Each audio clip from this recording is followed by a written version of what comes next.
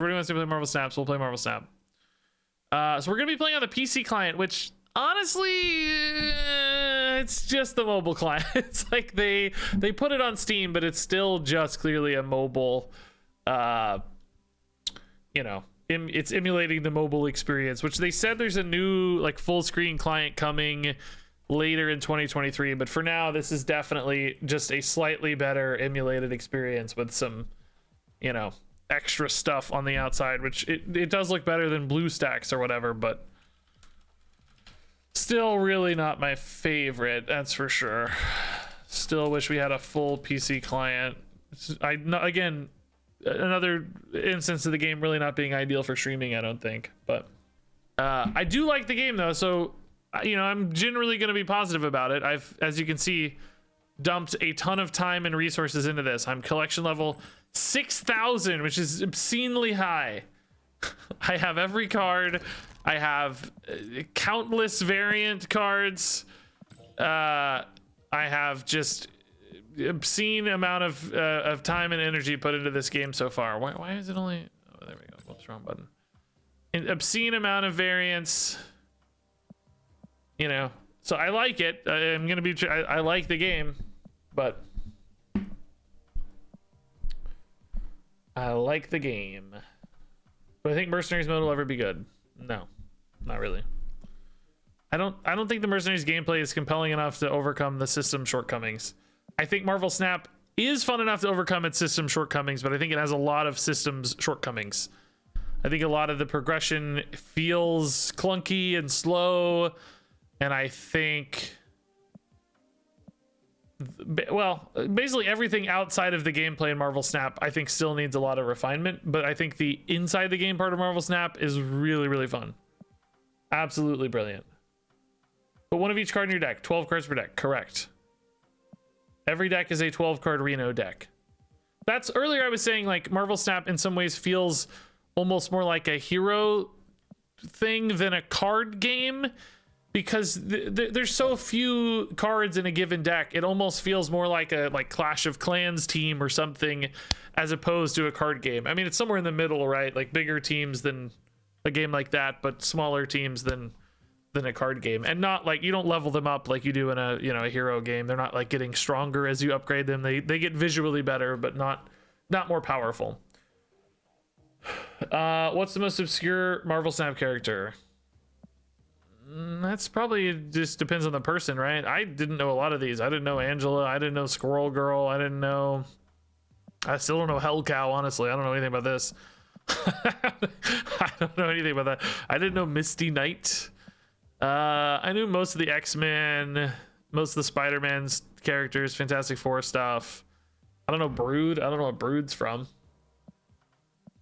Games are 6 turns, yes. Sometimes they go to 7 because there's one character that makes them go to 7 and one location that makes them go to 7. So they can very occasionally be 7. They used to actually be 7 all the time because that character was OP and then she got nerfed. Her name is Magic.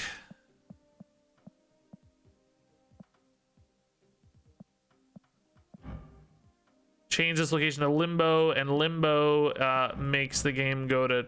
How do you view that? Turn 7. You have mana. Yes, you have energy, and it goes up by 1 per turn. You start at 1. What's the best free-to-play way to get energy? Do you mean credits? You mean is there a good way to see credits? These things here? I think just do your missions. I don't think there's any better way to do it free to play. I mean, you just wait to do your missions. You do unlock season pass experience just by playing. I've always paid for this. How does this work when you're free? I don't even know. Do you still claim the certain steps on this? Just some of them are paid and some of them are free. I honestly don't remember. But either way, you get credit. You get this pink currency by playing. Oh, there's certain steps that are free. Yeah, so if you play a lot, you'll advance here, which will get you credits here. Not always directly, because these season caches have like credits or cosmetics in them. They have just a little bit of everything. So if you just play, And specifically when you're playing, you get more of this pink XP if you win more locations. Like if you win all 3 locations, you actually get a ton. So that can help. Did Morph get nerfed? I don't think Morph's ever been nerfed that I remember, no. He doesn't really get played much that I've seen. Morph. There were certain metas where I saw him pop in time to time. People had really big cards on occasion, but... Okay, I don't even know really how to, like, stream this. I feel like... I sort of hate the way they did the early access, because I'm just on a different planet than most of you in regards to, like, my exposure to Marvel Snap at this stage. I did my very best in my 2 sponsored videos for YouTube so far to, like... dial that back to a really, really early accessible level, but it's going to be really hard for me to maintain that level of like detail and explain everything nature for like the next 3 or 4 hours or whatever. I don't know how. You mentioned before that it might be a problem that people in the beta are so much further ahead than new players. Is it actually a problem?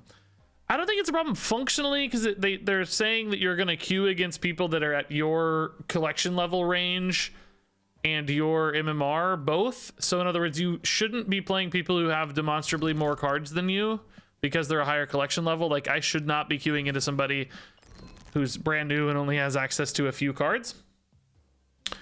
Now, I don't know if that's true in practice. Clearly, I don't have any data to support that. We'll have to see what people say with new accounts, like, or they feel like they're playing against people with crazy cards and stuff. Now, emotionally, though, aside from that, functionally, we'll see. Emotionally, I still think it's a problem emotionally, because basically, if you're watching me and you see that I have every card and I can build every deck I want and I play a cool deck that you don't have the cards for, you're going to want to play those cards and you just don't have any way to get them right now. There's no way to target unlock those cards right now. Supposedly they're going to add one, but you just can't. So that feels like an emotional problem to me. And like in other words, you know, like you feel like you're behind even if you're playing against people you aren't behind. What are some of the recent skins you got? I don't know how this recent thing works, but here we can do this maybe. I got Giganto, some kind of crazy vintage sci-fi Giganto. I got Pixel Omega Red.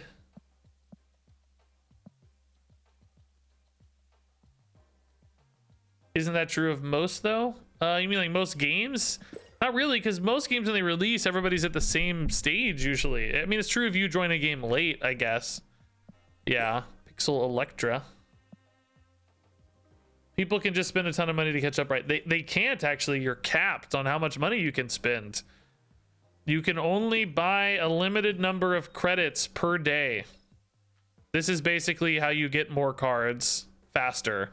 You can only buy so many of these per day. So you can't really, nobody can like jump in today and drop $1,000 and catch up. They're going to have to play. I mean, you know, they can increase their rate. They can, you know, double the rate at roughly double. I don't know what it is actually, but they might be able to roughly double the rate at which they unlock new cards, but they can absolutely not just get all of them at once. It's a cap. So I think you can spend, I think you can buy this 2 or 3 times and buy this 2 times. This one's free. I think this is like 450 gold. So you can maybe spend, you know, a lot of money. You can spend like 15, 20 bucks a day or something. I'm not sure what the number is, but you can't spend $500 today and instantly have every card. It's impossible. You can't just go buy 1,000 packs or whatever.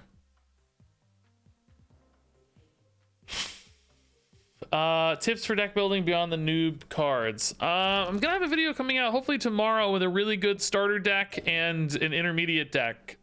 This is, I'm not gonna say it's perfect, but close to one of the best starter decks you can have if you want to just here, I can copy this for you and put it in chat. I don't know how this works on Marvel Snap. It might be too long. Looks exactly like the Hearthstone deck codes, by the way. That is a really long deck code. I think if you copy that, though, you can paste it into the game.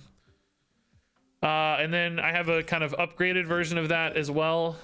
These will be in a video shortly, but I kind of put these together to be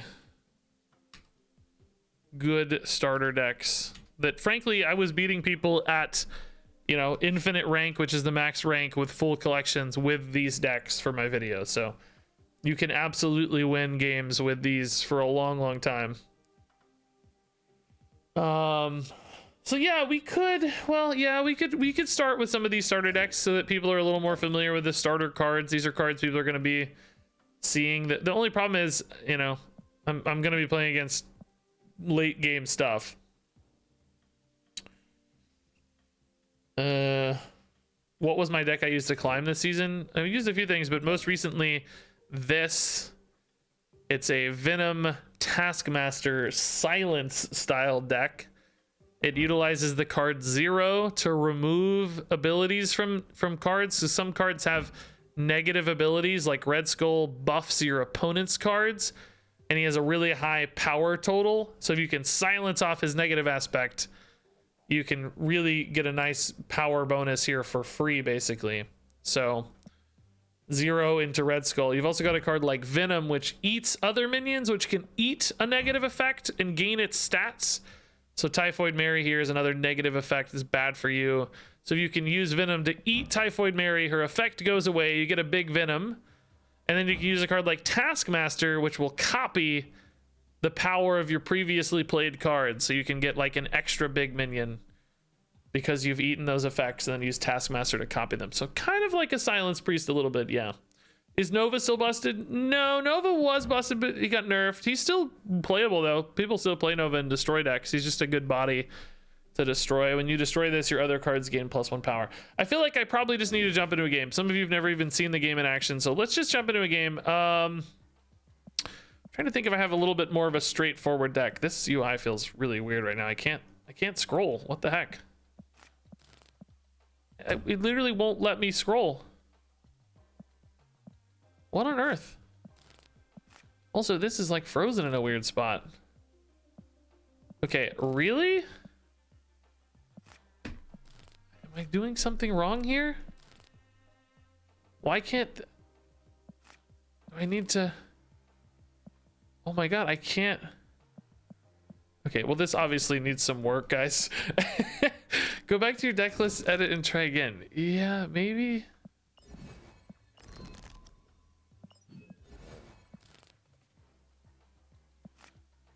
I don't understand. Let me just like make a new deck, maybe. It will not let me scroll all the way to the left. Oh my god, you're kidding. That is not fun. It also won't let me scroll all the way to the right. It's only going in the middle. Put it not on full screen. It's a good solution, but annoying. Let's see. Oh, that actually did make the difference. Yeah, wow, okay. I'm just trying to think if there's a pretty simple deck that I have here that's a little bit easier to play. I mean, let's just start with the starter decks. It's fine. If we don't win as much, it's okay. It's not really the end of the world. Back to full screen. Whoa, this PC client is definitely very clunky. Still quite a few kinks to work out, it feels like. Okay, so this is basically a super beginner deck. These are all cards you get like right away. These are like your first day of playing. I think you'll get most of these cards probably.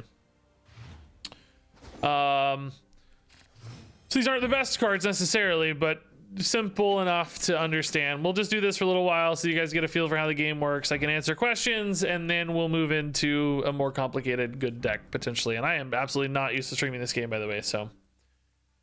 Since decks are smaller than Hearthstone, are individual cards much more irreplaceable? Sometimes, yeah, but not necessarily. I think the current parity between cards is pretty close, honestly. There's some combo piece type stuff you wouldn't want to give up, but other things that are fine. So anyway, for anybody who doesn't know how Marvel Snap works, there's 3 locations you're competing over. You want to have a higher power total at each location than your opponent. Here, for instance, I have 1, they have 0. Each location is different every game, and they have different effects. So every single game of Marvel Snap you play is going to be very different because the locations interact with your decks in different ways and have different effects. So this one, for instance, whoever has more cards here gets plus 100 power, which means I need to have a lot of cards here if I'm going to try to win on Mojo World. And in fact, you could have 4 weak cards. If your opponent has 3 strong cards, it doesn't matter because you're going to win if you have 4. It's just about getting more total cards in said position. Xandar here, cards have plus 1 power. Grand Central's gonna put a card here from my hand, so I might get something for free.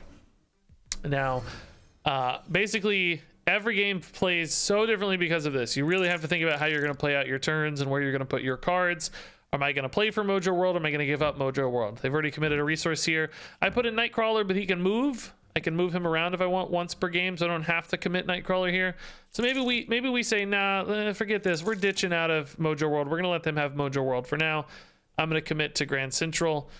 I'm going to get one of these played for free there, so got to think about how I best want to do this, because I'm going to lock up my board spot early if it's not Iron Man. I think we go here then. I don't want to lock this up too soon. Yeah, Omana's here. Yeah, and I will actually change my screen in a minute once you guys learn the kind of shape and structure of stuff, to zoom in a little bit so you can see everything a hair better. I have a different screen for that, but for now I want to oh shoot, dude. I really don't want Spectrum to land here on the auto pull. I'm not explaining the cards very well. There's so much information. Oh my god, this is so hard. Iron Man.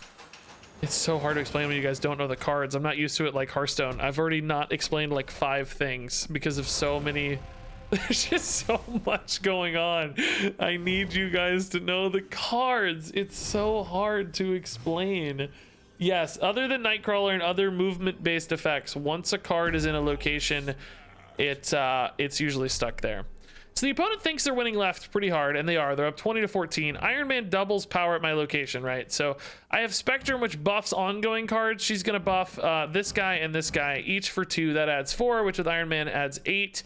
That puts me at 22 on left. If they don't commit anything else left, I will probably win left, and they may not think they need to because I'm full on positions.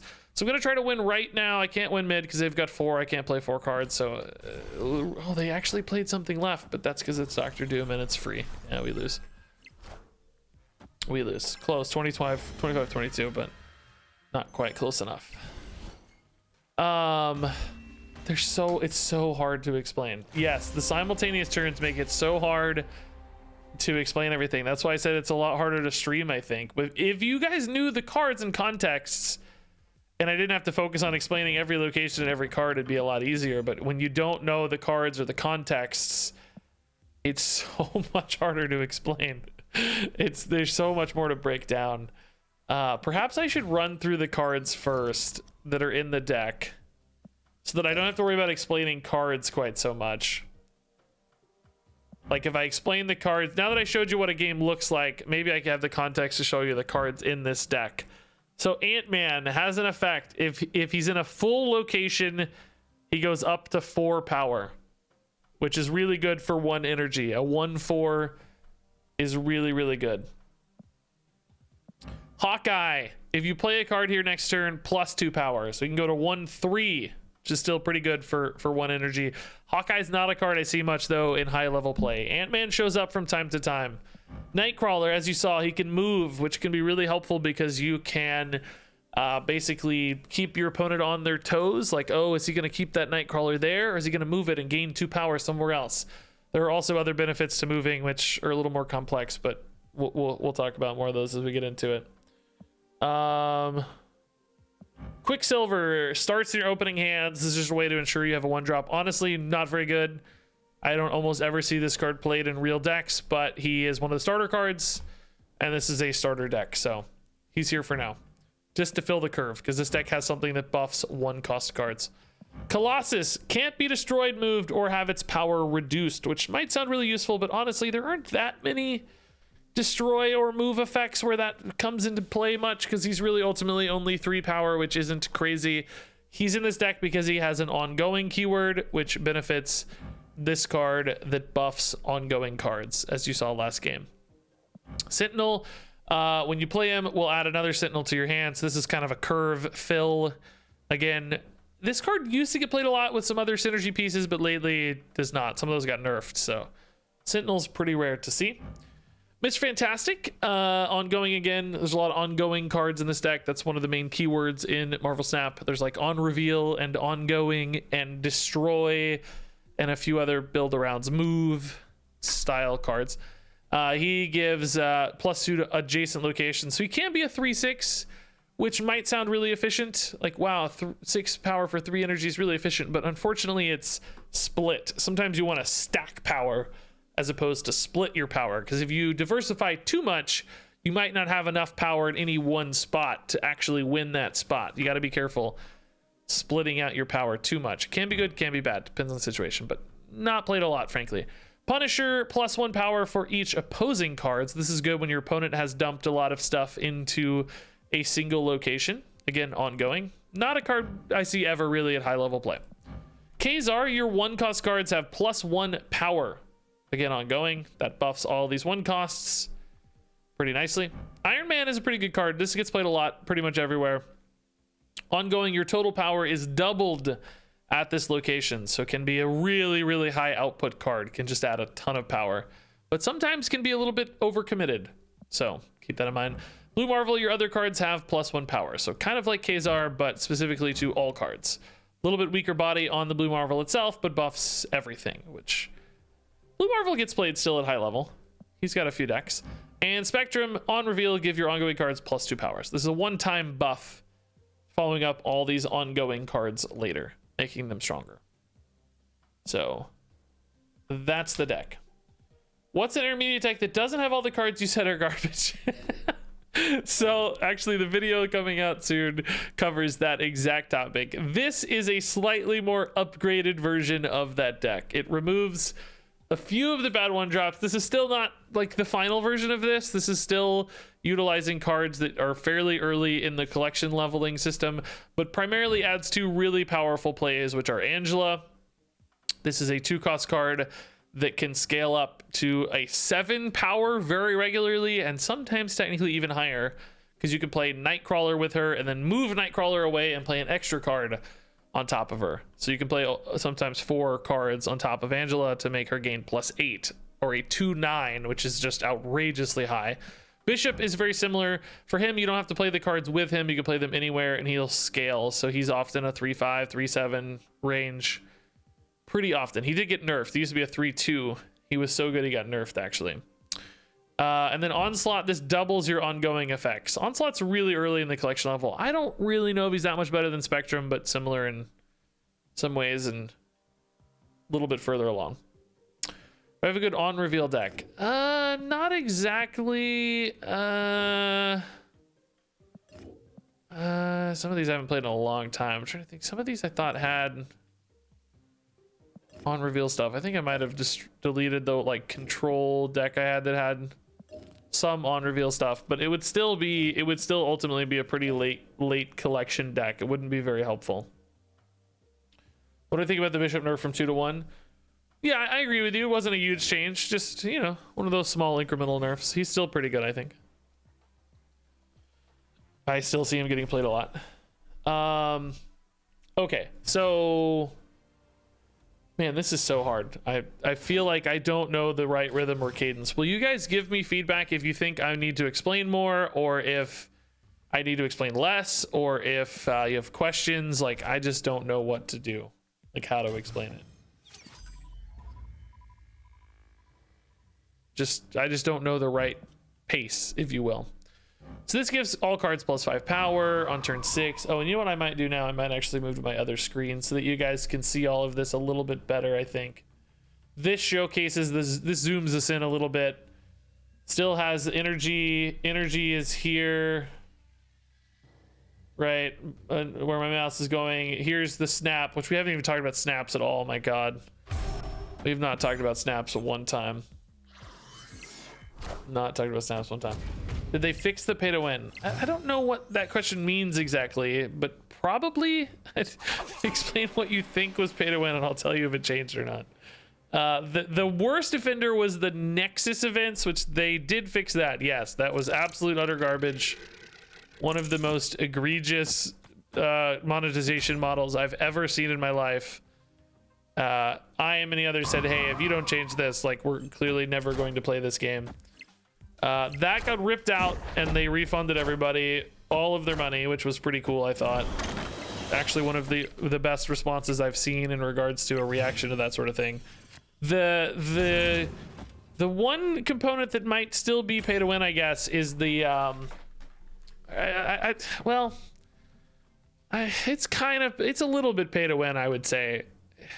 It's sort of pay to progress, but also kind of pay to win in a I don't know. It's really close to being on the threshold of pay to win and not both. I'll just explain it and let you make a decision, right? That's the best thing I can do. So there is a paid battle pass. It's like $10 per battle pass. I think they're roughly monthly. I'm not paying any attention to this game, by the way. I have no idea what I'm doing. We're gonna lose because our opponent's gonna play Patriot and buff all of this stuff by a bunch, I think, which means we're gonna lose left, and we're definitely not strong enough to win right because all these rocks are clogging up our positions. Anyway, there's a paid battle pass. It's like $10, and when you buy the battle pass, you do get one new card instantly. Everybody else has to wait to get that card. So I guess, to be fair, that's kind of like yeah, we're dead, super dead. We can't win, gotta retreat. It's a bit like Battlegrounds is a hero thing, sort of, I guess, but you do get it eventually, unlike Battlegrounds where you have to pay. So it's delayed if you don't pay, and it's immediate if you pay. So I guess for a moment in time, it is kind of a little pay to win, or pay to be faster, pay to get the card faster, basically. Like, you unlock it early in essence, and if you're totally free to play, you have to wait a month. I think it's a month.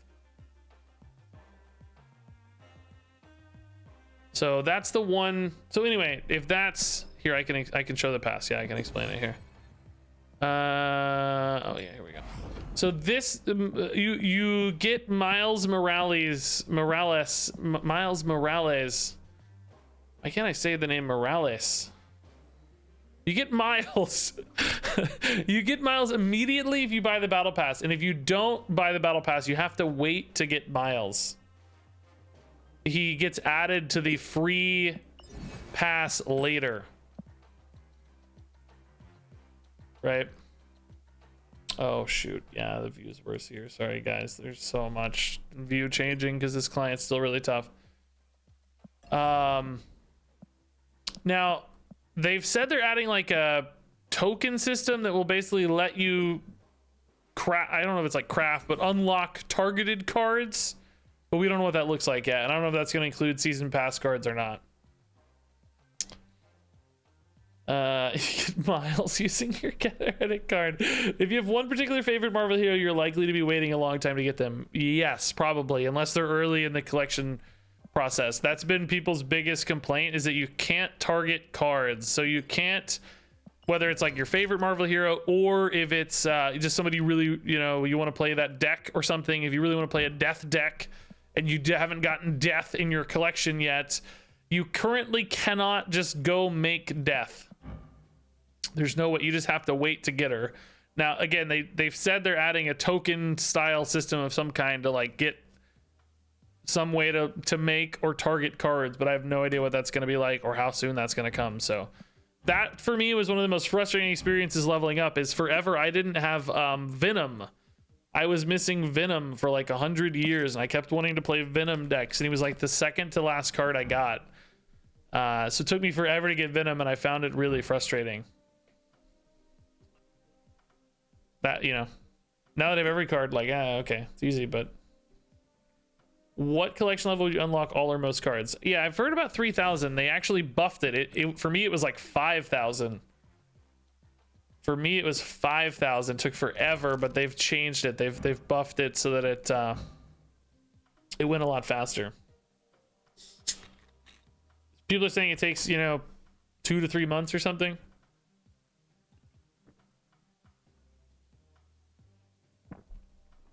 You got your final card at 28.66. There you go. So a little under 3K maybe. depending on when you joined. Now it sounds like it's faster. Okay, did that answer all those questions? I still feel completely overwhelmed by the streaming experience. I wonder if there are various Spider-Man cards. There's currently a few. They've had a weird stance between like what's going to be a variant skin. So this is like a skin, right? I have different Venom skins. These are 3 different Venom skins, but there are actually distinct Spider-Man cards. Like these are all the same Spider-Man, as you can see by the logo, but then there's also, well, Spider-Woman, but then also, I guess maybe I need to type Miles here to get, there's also Miles, which is a different card with a different effect. You can see his logo here is different, basically. So, but also there are Spider-Man variants that I've heard are like other characters. Maybe like, you know, Ben. I don't know who Ben is, but I've heard they're kind of doing a little bit of both, which is confusing. Are you playing since beta day 1? Yes, I have been playing since beta day 1. I have hit infinite every season. I've missed probably a few missions here and there, but have mostly completed every mission. I've spent money.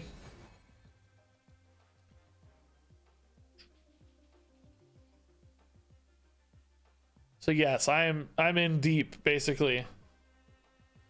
Okay, I'm gonna play real deck. I honestly was not having fun playing that deck. I couldn't concentrate. I need to just kind of get in the zone. Let's talk through a bigger deck. This is like a real deck.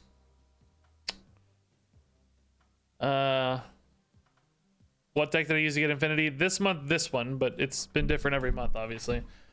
Yeah, so I think there's like a Scarlet Spider variant. That's what I mean. Like, he's not a new character for whatever reason. He's a variant. So that's what I mean by there being inconsistencies about which is which. So this is a, I guess a Zero deck, a Venom deck, whatever you might want to call it. The idea with this deck is to play these really high stat total units with negative effects. They have downsides that you're trying to negate or ignore in one way or another. So let's start at the top, actually. Red Skull is a big old 5/15. This is a crazy power level for 5 energy. Typically, that's going to be like in the 7 to 9 range.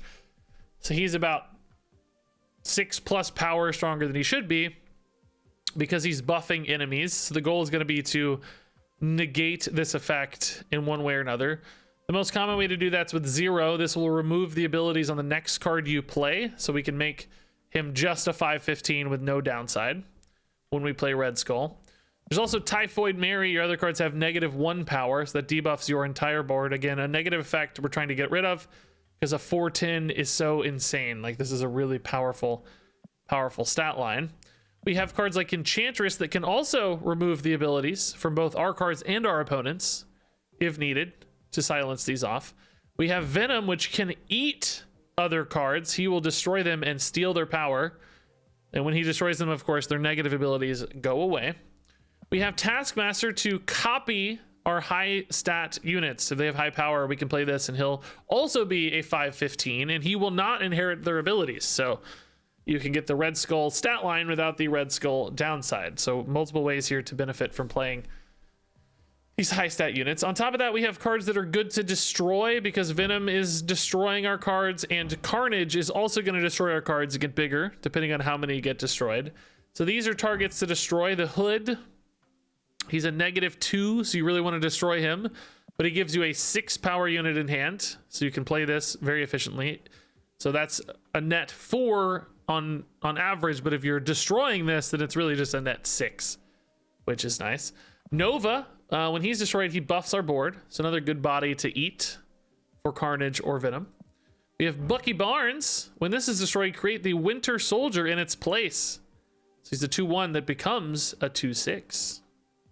And he looks really cool. Curse Lopez can be the same turn or a different turn. It doesn't matter.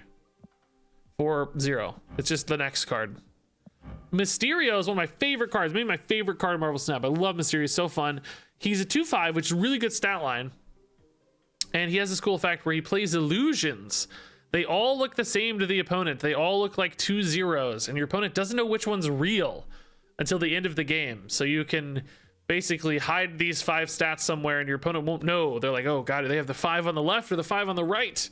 Sometimes they won't know. And you can eat the other ones if you want as well. You can eat them with Carnage to buff him, for instance, or get rid of them, because sometimes they take up a lot of board spaces, and board spaces are a real premium in this game. And then Sabretooth, when you eat him, you get the stats and he comes back to your hand for 0. So he's like a free way to buff your Carnage or your Venom stats while getting to replay those stats later.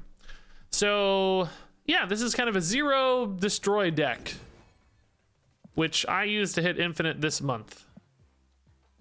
It's actually a pretty smooth climb with this one. I don't even think I played this deck especially well, but we'll check it out, see you guys. I think there's some data that says this might be the best deck archetype right now. There's a few that jostle for that position, but we don't have a lot of data in Marvel Snap World yet because the game's not really been out yet, but this might be the best deck in the game, honestly. I'd say it's pretty dang close. Ooh. Sinister London. This is one of the most fun locations in the game, I think. When you play a card here, add a copy to another location. Oh, and speaking of which, let me zoom in here for you guys. So we can put a bunch of Novas on board. You got to be careful you don't use too much board space with Sinister London, but if we're going to be eating stuff, if we find that Carnage or Venom, which you're pretty likely to find any given card in your deck, just because there's not that many, you know, you draw basically 75% of your deck every game. So I think we'll go ahead and commit here and play for this, because there's a really good chance we'll hit Venom or Carnage on time. Our opponent is playing a discard deck. They used Blade. You saw to discard that big 20 power Infinite. They're going to be using this to hide some other discard cards and then play this big card called Hela, which is going to resummon all the things they discarded. So they may be dumping 20 power into play out of nowhere. Now, I have unfortunately completely whiffed on all of my destroy cards so far. I need to find one here soon or we're going to be in a little bit of trouble. Oh, it's 0 now. Man.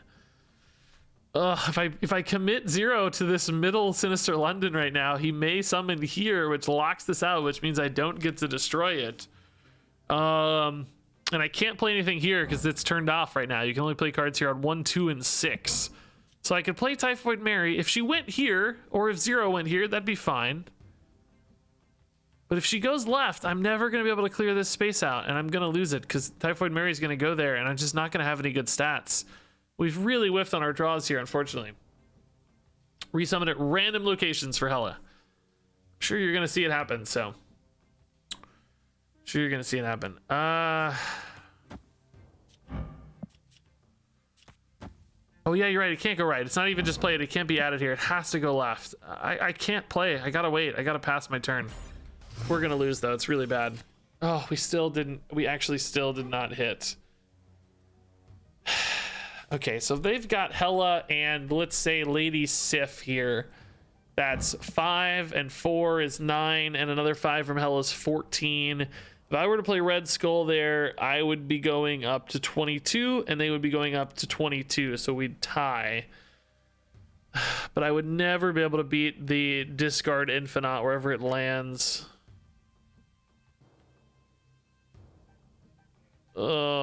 Well, maybe the double Taskmaster can still win this. I think we might be setting up to tie left. It depends on what discard card is there. If it's Swordmaster, I lose. If it's Lady Sif, I win. By the way, if you have Invisible Woman makes it so that I can't see their cards, they wait till the end of the game to reveal. So I'm just sort of chilling here. All right. We'll do our best, but I think we're gonna lose. This is probably the most power I can put out given my draw. I never hit either of our destroy effects, by the way. Pretty crazy. Fortunately, this goes to 23 with Infinite. We do still win here if Infinite lands here. Oh, it's Sif! Oh, they got Magneto too, though. And Giganto discarded. Oh my god. Oh, no Hela here! Oh, Hela here, though. Oh, no. Oh, but we're fine. Oh, no. Dracula might have a good discard. Let's see. Okay, so they played the Dracula here, but their hand was empty. Their hand was empty, so the Dracula was just a 2. I don't know if that was the... Hand was empty. So they play Dracula. He discards a card from a hand. At the end of the game, it has its power, so that can be like a 20. But the Hela and Dracula don't go together especially well here. The Dracula basically sandbagged this spot so that nothing big could be played here. Guess that was kind of a 50-50 though. They didn't know. Could have gone here too. So we got a little lucky, I think. But as you can see, we managed to pump out some crazy stats that final turn. I put 36 into play. The Hello Art is sick. Yeah, she has some really cool variants too. All right, so that was a good win. Weird little win. We completely whiffed on our early game pivot into the mid game destroy stuff, but that's okay.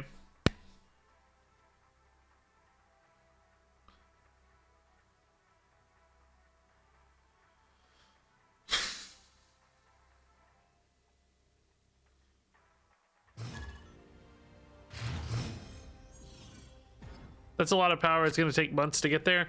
Well, remember that one was specifically really amped up because we had that Sinister London location, which was doubling everything. There are a lot of games where you might win with, 3 power at a location, even later on in the world of Marvel Snap.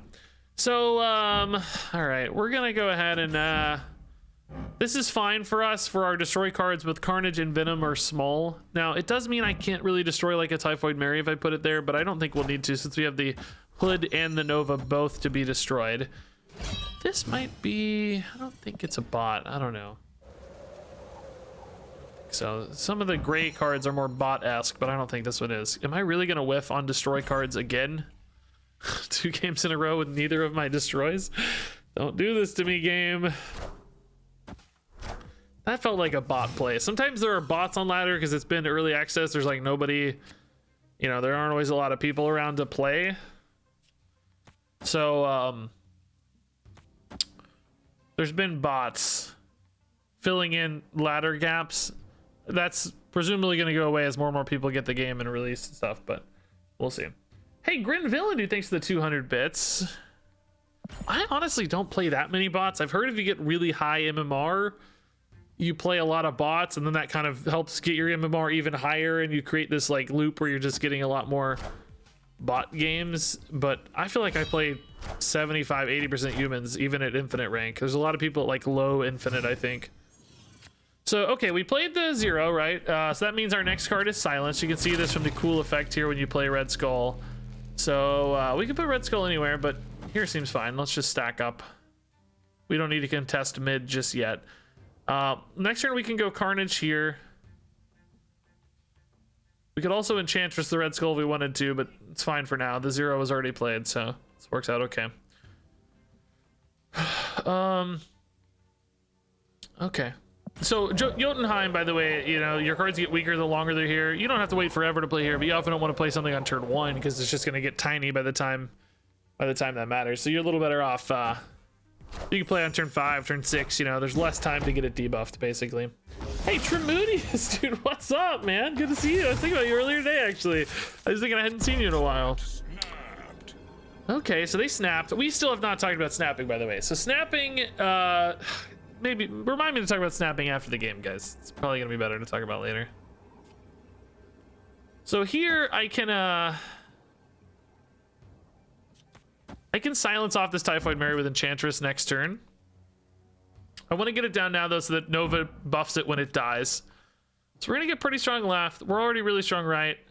I honestly don't necessarily need to commit mid because we're winning so hard on the other 2 positions, but I think it's a little nice here to split out because this is already locked in. I can't play Typhoid Mare there anyway, but I think it'll be hard for the opponent to beat all 3 of these spots. That feels like a bot play. They're committing to right when they're already losing hard, and that's not enough to gain an advantage right. That definitely feels like a bot. Feels like a bot. Oh, don't worry, Therese. You don't feel responsible with mod duties, man. It's just a badge of honor at this stage, let's say. So final turn. I think this is a bot. I think they're going to lose pretty hard here. I'm going to go ahead and snap. Should be fine. I don't think there's any plays that help them win right. There's no like crazy buffs that come down. There's no Cerebro. There's potentially some Blue Marvel stuff, but then they're not going to win mid or left either. I'm adding 5 here. That'll put us up 15. Adding 6 here. That puts us up 15. And we're up 8 here with a full position. So it kind of feels unlosable here. We can just hedge a little, but I think this is definitely a bot game.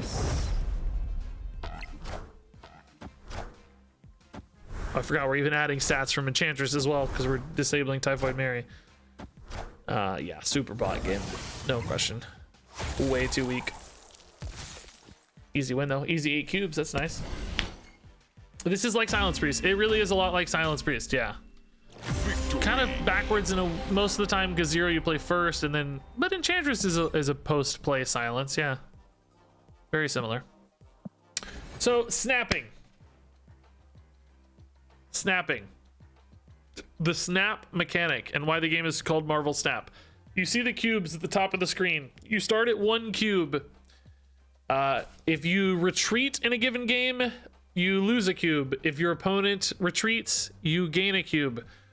If the game goes to completion, you win or lose 2 cubes. It doubles at the end of the game, basically. After the final turn, cubes double. So that puts the stake at 2 cubes. But if you think you're winning a game, you think, man, I'm way ahead, I got awesome cards, they can't beat me, you can choose to snap. That doubles the stakes. So it goes from 1 to 2, which then at the end of the game would double to 4.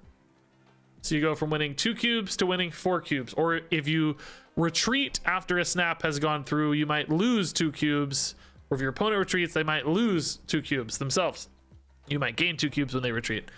And your opponent can also snap. So that doubles it again, the stakes. So then you are at 4 cubes for retreats and 8 cubes, as you saw there at the end of the game. So you can win 8 cubes. Now, that has 2 major implications on how the games are played.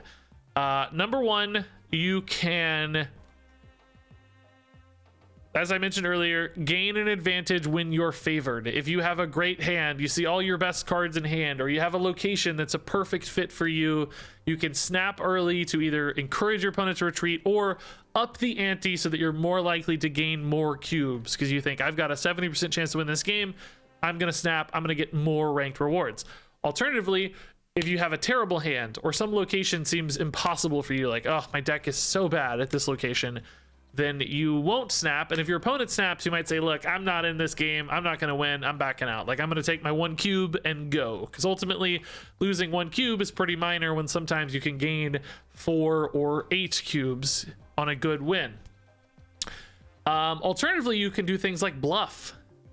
You will be amazed how many people are so scared to play for 8 cubes that even if you have nothing, your hand is garbage, you have no plays, as long as your opponent thinks you might, if you snap with confidence, sometimes you can bluff and convince them that you have your hand, that you have your big combo piece or whatever, and they will concede, they will retreat, and you can win even though you didn't because you use snaps aggressively.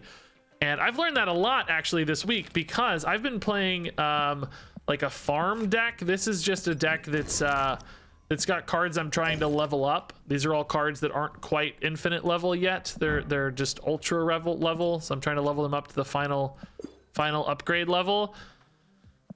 So this deck's really bad. It's just random garbage. It doesn't make any sense. And sometimes if I snap, people will concede, even though my deck is made of total garbage and I'm way behind. They get scared, they'll psych themselves out. They're like, oh, what has he got? Man, I don't know his deck. This is crazy. He's gonna have some big crazy thing and beat me. And they will concede just because I bluffed. So it's pretty cool to have like a mind games advantage sometimes. Which I thought was really fun. How to snap with confidence. Yeah, exactly. How do you see cards you haven't unlocked yet? I think they're in here. I think you can click them if you... Oh, here, unowned. I own all the cards. These aren't actually ownable yet. These are, I don't know when these are coming out or what they are, but they can be randomly discovered in game, but they cannot be collected yet. So I guess they'll show up like this. These are silhouettes that are going to be added to the game. Like that's obviously She-Hulk. I don't know when. That looks like Black Panther. That's probably very identifiable, but I don't know the character. That looks like Phil Coulson or something. That's that one scroll guy, Super Scroll or something. I think that's Valkyrie. Might be Titania or something. Living Tribunal. Luke Cage, I bet. Some guy with a weird foot. I don't know. I think if you go there, though, you can see all the other cards. I think you can see the other cards.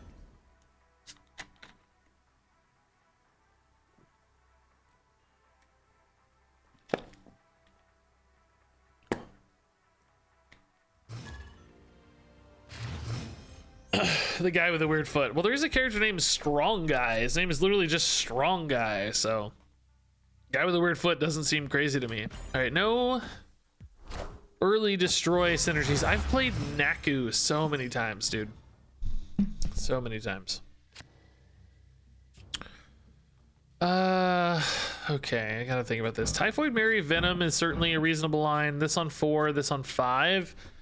So I can maybe play the Carnage as well to eat the Mary, but Venom's way better to eat Mary. No, you can't play Carnage Mary. I'm gonna lose my hand though with this one. It shuffles my hand and I get 3 back. So I guess we'll go ahead and commit to Myrrh Island. If I'm eating stuff, I don't want it to be from here because I want these to stick around to realize the buffs, right? So if I'm eating the Mysterio bodies, then I want to eat the ones over here, I think. I'm just wondering if I go ahead and play the Carnage this turn. I wish I had a good 1 mana play to play with Carnage.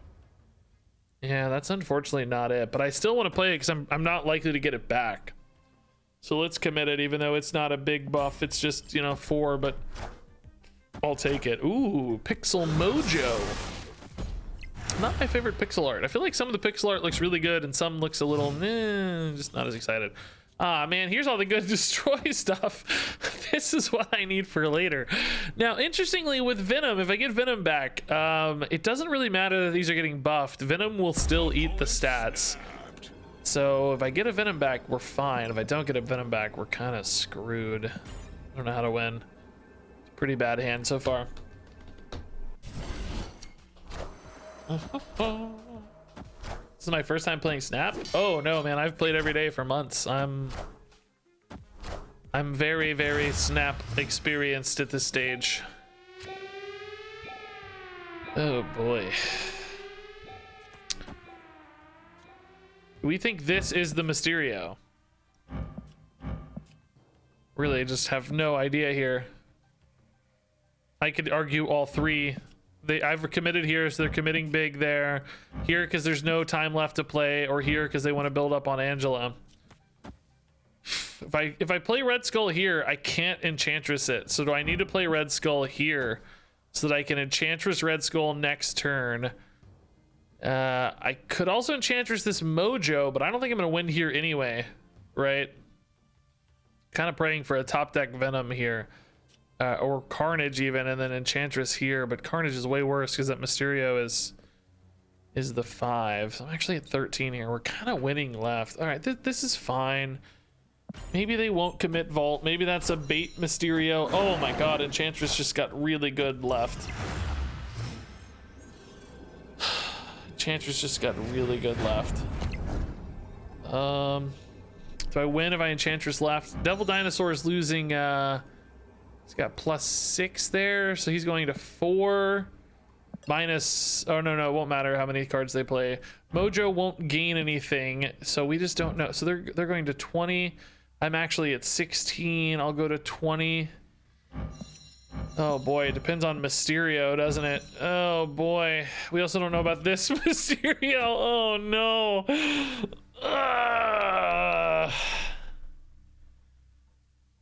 Shoot, dude. I don't know. This is a tough one. We should probably concede. Honestly, I don't feel very good. I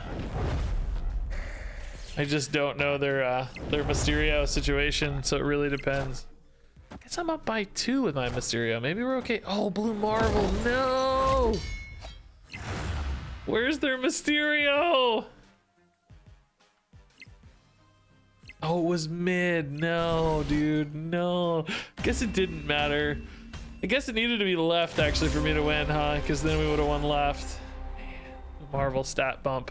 That getting +4 certainly changed everything for us. So we were right to leave right. That was a bait. Just wasn't enough here. We would have won if we played Enchantress mid, of course, but hard to know, because this would have removed 6. They'd be at 15, and we'd have 22. Devil Dinosaur was a little bait, maybe. because I mean, if I think about it from a total power output standpoint, the Devil Dinosaur I net 4, but I net 6 off the skull. 4 knowingly, 6 if they play anything, more if they play multiple things. Maybe there was more total power putting Enchantress mid.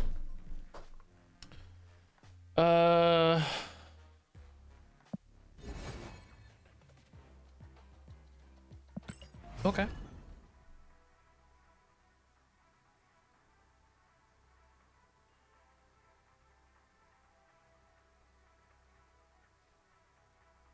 Do.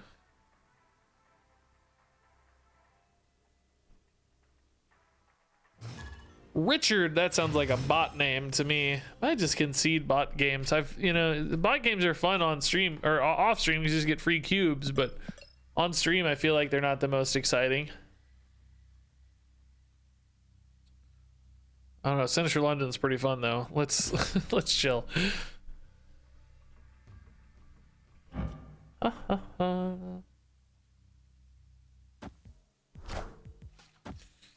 Iceman Sabretooth. I'm never gonna spend 4 energy on Sabretooth, bro. That's brutal. Carnage, okay.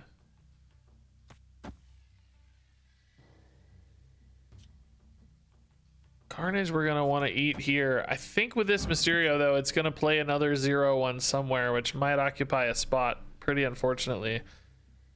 Hood Carnage left. The copied Carnage will be bigger, which is nice. The way stats work in this game, I'll show you guys when this happens. It's kind of hard to explain ahead of time.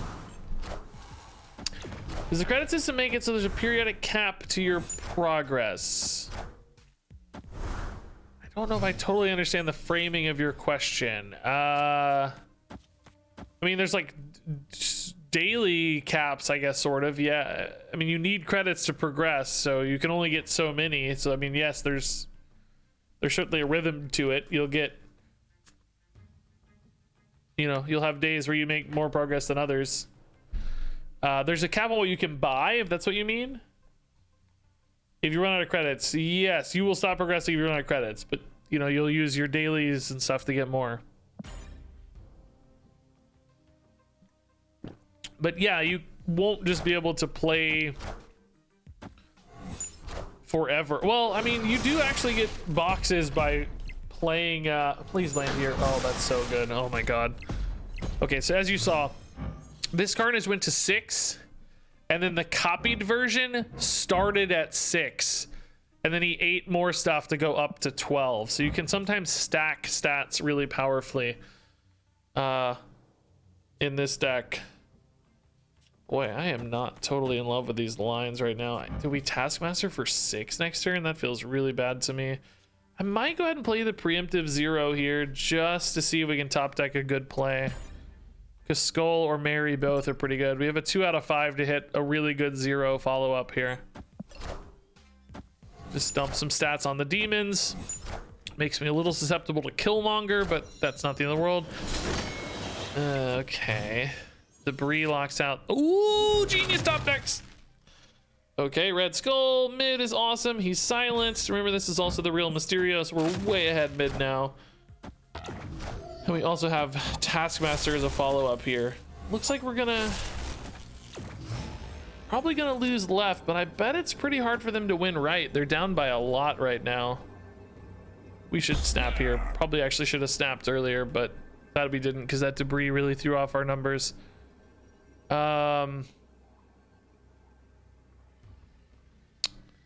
Yeah, we should be really good to go. I just don't ever see them gaining 19 right. Just seems impossible. Seems impossible. The numbers are red because they use Spider-Woman, which debuffs my units, so they got weaker here. They all went down by 1 from Spider-Woman. Yeah, they commit left, but it doesn't matter. It's just not enough stats ever. That's only affecting hand, and Korg just doesn't do enough. Yeah, left is right because they duplicate, but yeah, wow. Triple win. The triple win. Amazing. It was a bot though. Wasn't much. Wasn't worth much. Mysterious Tome does not count for Senior Tomb Diver. Has to be played. Naku, yes, dude. I was just saying, Naku. I was literally just saying. I feel like I play you all the time in Marvel Snap. Yes, I feel like we queue so much, dude. That's crazy. Thanks for stopping by. By the way, if I ever play anything weird, I often play boost farm decks. So my apologies if I played some crazy random nonsense against you. I try to give people cubes when I do. I try to snap you guys up to 8. If you ever thought I did some weird snaps or something or played garbage, that's why, in case you didn't know. How do I know that was a bot? I don't know 100%, but bots often have like just basic names. Like that was Richard. This doesn't necessarily look like a bot name. I don't know yet though. But also just the way they played. They just played poorly. Like they just didn't do a lot or play good stats or make sensible lines. You could just kind of tell sometimes. It's just more obvious. The more you play, you'll kind of get a feel for it, I think. Okay, so we're dumping all our destroy effects left, hoping to hit a nice Carnage in particular. Venom's not perfect for those particular minions, but could make a Venom work too. Interesting. I do want to put the Nova here, but that kind of limits the Mysterio, because the Mysterio and Nova would certainly lock out our positions. So maybe we'll hold on the Mysterio for now. I do sort of hate floating energy, but Mysterio creates problems. I feel like we're really waiting on our destroy effects a lot this stream so far. Wish we had one more sometimes. Deathlock might be nice. Ooh, Storm removing Limbo. Limbo is making this a long game. Now it's a short one. Ooh, Typhoid Mary could be a great way for me to contest that flooding. Does debuff everything, but if I'm destroying most of my units anyway, hopefully later the debuff may not matter quite as much. So it's just a big way to contest. As you can see, this is the last turn cards can be played here. That's Storm's effect. So it creates a race condition to win that location. Now they might play like a Juggernaut to follow it up, which will knock my Typhoid Mary into a different location, which would suck. I would have a hard time winning flooding then, but the opponent has retreated. I don't even know why. There was nothing at stake. I see people do this a lot. They retreat when no one has snapped. There's no reason to retreat if no one has snapped. I mean, I guess if you know you're going to lose and you want to maximize your time, that's perhaps a reason to retreat. But there's no mathematical reason to retreat if no one has snapped yet, because there's no more at stake this turn than at next turn if I haven't snapped. So you can just play it out and see what happens, you know? As soon as someone snaps and the stakes raise, then you might have a reason to retreat, because you don't want to risk that extra cube. But until then, you're free to hang into games. So it's really just once the cube stake has pressured you out of a game. No need to go early.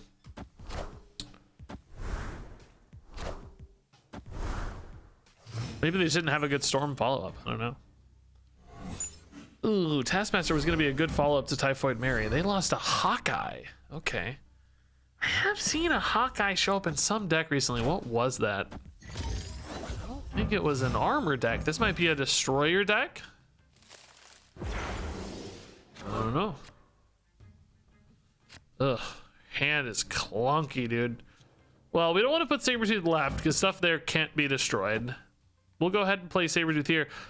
Alternatively, I can play 0 to set up the Typhoid Mary next turn and dump a Bucky Barnes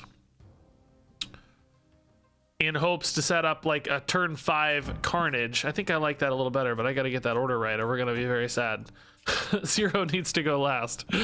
I don't know how I played it the first time, but let's make sure. Opponent retreated. Okay, interesting. I'm getting a lot of very early retreats tonight. It's strange, actually. You cannot go negative cubes. No, there's like a floor somewhere. I don't know. But there's only one floor. So if you're like a threshold like 80 or something and you go to 79, you can go backwards the like 10 rank thresholds. But once you get to 100, you can't go negative. 100 is like legend in Hearthstone. Once you're legend, you can't fall out of legend. It's the same for infinite in Marvel Snap. You can't go below 100, which is great for me because That's when I goof off and rank up, and we can play weird decks and stuff. Once I get to Infinite, we can do whatever we want and still have fun. All right, so Venom Taskmaster is an interesting line. Of course, Red Skull Taskmaster can also be interesting. Venom's not something I really want to play on turn 3. It's not good on the like Carnage, for instance. So I'm really looking for a turn 3 and a turn 4 right now. Can I hold the Carnage for a better play? If I get something like Mysterio, Bucky Barnes, I think I'll be happier. I think we better hold. I will say in this game, you know, you have a very fixed amount of... Ooh, okay, nice. You do have a very... Ooh, I can't play Mysterio because Space Throne's gonna get occupied by the 0/0 and then I can't clear it. Ah! Dang. I could put the 5 Mysterio there, but that's just a recipe for disaster. I think we'll put Red Skull there because the debuff is really not much of a risk there. He's only ever going to, you know, buff our opponent's stuff for 2. So 15 is really like 13 there, which 13 will beat almost anything. So what that means is we probably can go ahead and play the Carnage left. Just to make sure I have maybe mana to play something like a Typhoid Mary or a 0 or whatever we want. So Red Skull right, and then Taskmaster left alongside Carnage. Ooh, we're just gonna play Red Skull since they waived. Wave makes everything cost 4. Oh, dude, that would have been good to play out this turn with the Carnage if we waited, but thankfully we didn't because the wave here came in. So yeah, Red Skull here. You know, it's susceptible to Shang-Chi, which is a removal card that removes stuff with 9 or more power. You know, if they Shang-Chi me, so be it, right? We'll have to deal with that, but it's okay. Ooh, they play something immediately, so not a Shang-Chi. It's a Dr. Octopus. Thankfully, I counter perfectly because that pulls cards from my hand, but I have a spot occupied. They can't, so now I'm up by 3 there. Should secure that place pretty nicely. Now we play Taskmaster here. He's gonna go to 17 because we played the Red Skull, which is insane. Magic extending this game to turn 7. Okay. All right, interesting. So we can go Typhoid Mary. Oh, well. Man,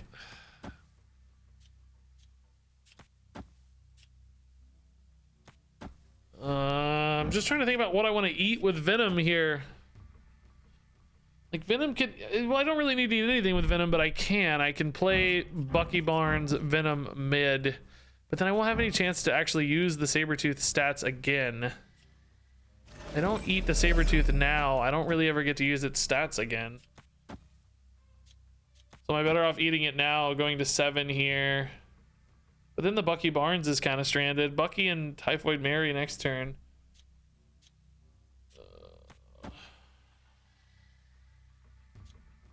This turn feels really clunky.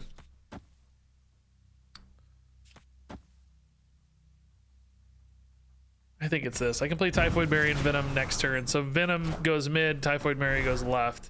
I'm worried about a Shang-Chi still clearing like the Taskmaster.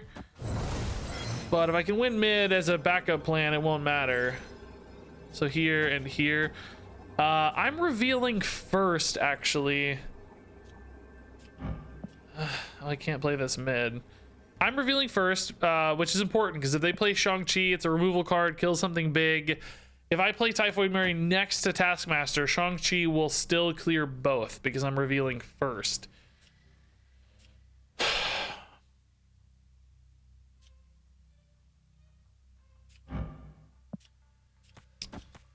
If I go here at 9, Shang-Chi still beats me there, but I'm gaining quite a few stats here, right? This Mysterio is in the wrong place because he's actually only showing 2, so Venom will only eat 2. I should have swapped up this Mysterio line. This was a mistake.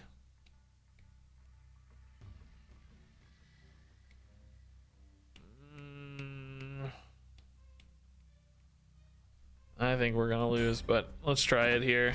They don't have Shang-Chi, we're probably okay, but if they do have Shang-Chi, I'm real worried. I played the Mysterio backwards though. This was wrong. I shouldn't have played the Mysterio this way. Angela, Shang-Chi. Did we win mid is the question. They don't have a lot of mana left. We might have been able to win mid. Carnage. Into what? What's that final card? Is it worth 5? It's not. We still take it. Okay, so yeah, the hedge mid with the Venom definitely helped out. The Shang-Chi we knew was a risk.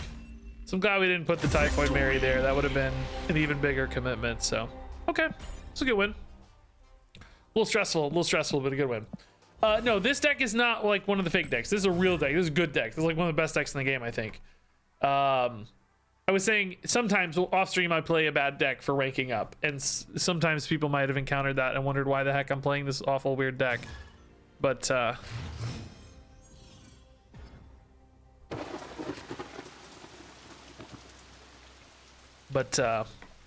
that's not this. Random Vengeance. That's a real person because we know that's the new portrait. The Raft. We're not very good at this location. We have trouble filling spots. So we're not going to contest for that effect. Ooh, Mindscape. Swap hands. Spooky because they might be trying to play Hela. It looked like they had some big discard stuff. They may not be able to play their Hela. Then again, I won't benefit from Hela either. All right, so 0 into Red Skull is definitely a line I want to take. But clearly that means we need to play the 0 on turn 4. Oh my god, Space Throne as well. Dude, this game's crazy. Next turn we can go Carnage 0 here. I might actually be able to contest the Raft. I think we'll put Red Skull and Space Throne again. That's really nice. I mean, I don't really... I'm still not going to play the Raft. And if I do, they're probably going to get the 6 cost anyway. So let's wait. Let's wait. Next turn, we want to play 0 at the end of the turn. 4 skulls. They discarded Magneto and Odin so far, by the way. Man, maybe I just ditch the 0 here because the... Oh, no. Can't play Mysterio. Again, Space Throne makes Mysterio so bad, man. Every time. What the heck? All right, so this is Red Skull next turn on Space Throne. They already had some stats in Raft, so decided to go mid here just so that I think it'll be easier to win mid. So, you know, I'm not fighting against a 7 power deficit already. So especially since they committed their Invisible Woman here now, they're unlikely to get a lot of power here. Most of their power is actually going to go to other locations. Now, I have a bit of an interesting dilemma. They're not going to be able to Hela, so they're not going to get a powerful play right. I should be fine. Like, sometimes they could discard something here like an Infinite that's bigger than Red Skull, but they're not going to do that because Mindscape means they don't have their hand. So we need to pay attention. They have Enchantress. They had Taskmaster. Wow. Really? They emptied their hand, which is really smart. They played Hellcow to discard all their cards. I didn't get any other stuff, and then they dropped a Hood. So they add 6 here with Taskmaster. Enchantress adds even less. I think we're fine, right? I think we're actually going to be fine. I mean, it depends on what they top decked. If it's big enough, I'm ahead by 10. They already lost a Magneto. They can't play a Giganto. They can't play an Infinite. They might be able to play a Doc Ock, but that'd be fine. Yeah, they've decided the same. They just don't have it. Assuming their max power output was about 6 or 8, which is good for us. Cool. Hey, see you, Kirsten Lopez. Thanks for hanging out, by the way.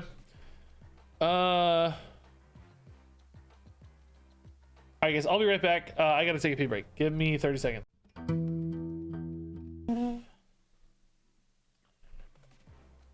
Lotto, yes, but I was worried about Dr. Octopus being top decked and pulling the -2 into play on the lane that mattered.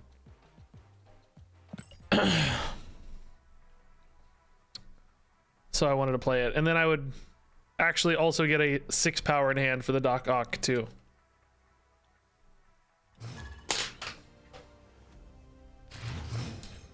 Well, good question. Good question. I mean, debatable. How much you fear the Doc Ock? I thought it was maybe the only way for them to get enough power to win, because most of the other top decks wouldn't have been 10 power. So seems kind of safe, but not always. Alrighty, I think it's fine to tempo the Nova very often. People used to counter these a little more when Nova was like the most dominant card in the game, but not so much anymore. We can put Sabretooth here. That makes it for a pretty good Venom. Venom into Taskmaster also is decent. It's not going to be the biggest Venom, but if we don't have a better option, that's not too bad.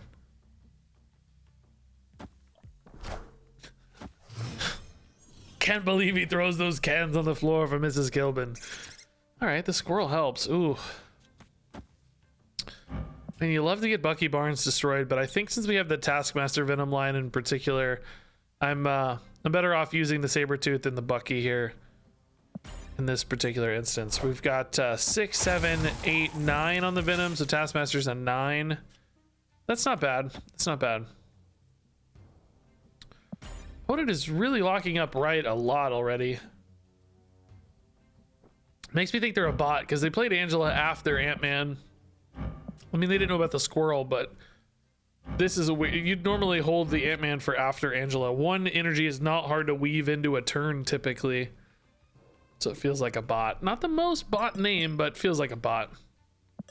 By the way, when I say bots, they're like bots from the game.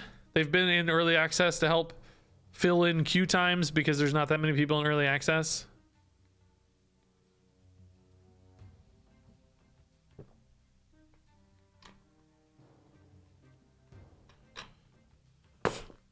Alrighty, how's it gonna go? Well, yeah, you're right. I am actually gonna feel bad if they're not a bot and they're like, "Hey, Regis, thanks for the game." Hey, Regis, what a great game! Thanks for playing, buddy. Oh God, you're right. I'm gonna feel real bad. I'm gonna feel real bad. I called them out as a bot. Do bots rope? No, I actually don't think it is a bot because they roped. You're right. Bots don't ever rope, actually. Oh boy. Don't I feel like a jerk? So Venom actually went up to 11. Did I miscount that? I counted something wrong. I thought it was gonna be 9 for some reason. Oh, because the Nova buff hit the other minions before Venom killed it. That's right. So anyway, I think Taskmaster's awesome for 11. That's really nice. So we'll go ahead and dump the Taskmaster here. I mean, even if this is 5, we know that their peak is 13. This is already going to put me at 13. I need to commit just one more stat point there to win. Admittedly, 1 is actually going to be a tad awkward for me, but it should be okay. I'm going to hold the Sabretooth here. Sometimes you'd want to play this if you thought your opponent might have something like a wave that was going to disrupt it. But often that's not the risk. Okay, they didn't play anything. The only reason you do that is an Infinite, which means they might dump 20 power somewhere. I am so freaking confused.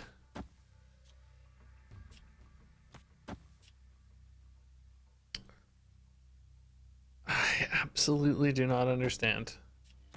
But this gives me a pretty nice bump everywhere.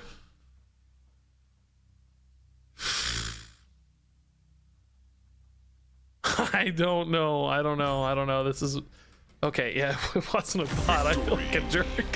I feel like a jerk, dude.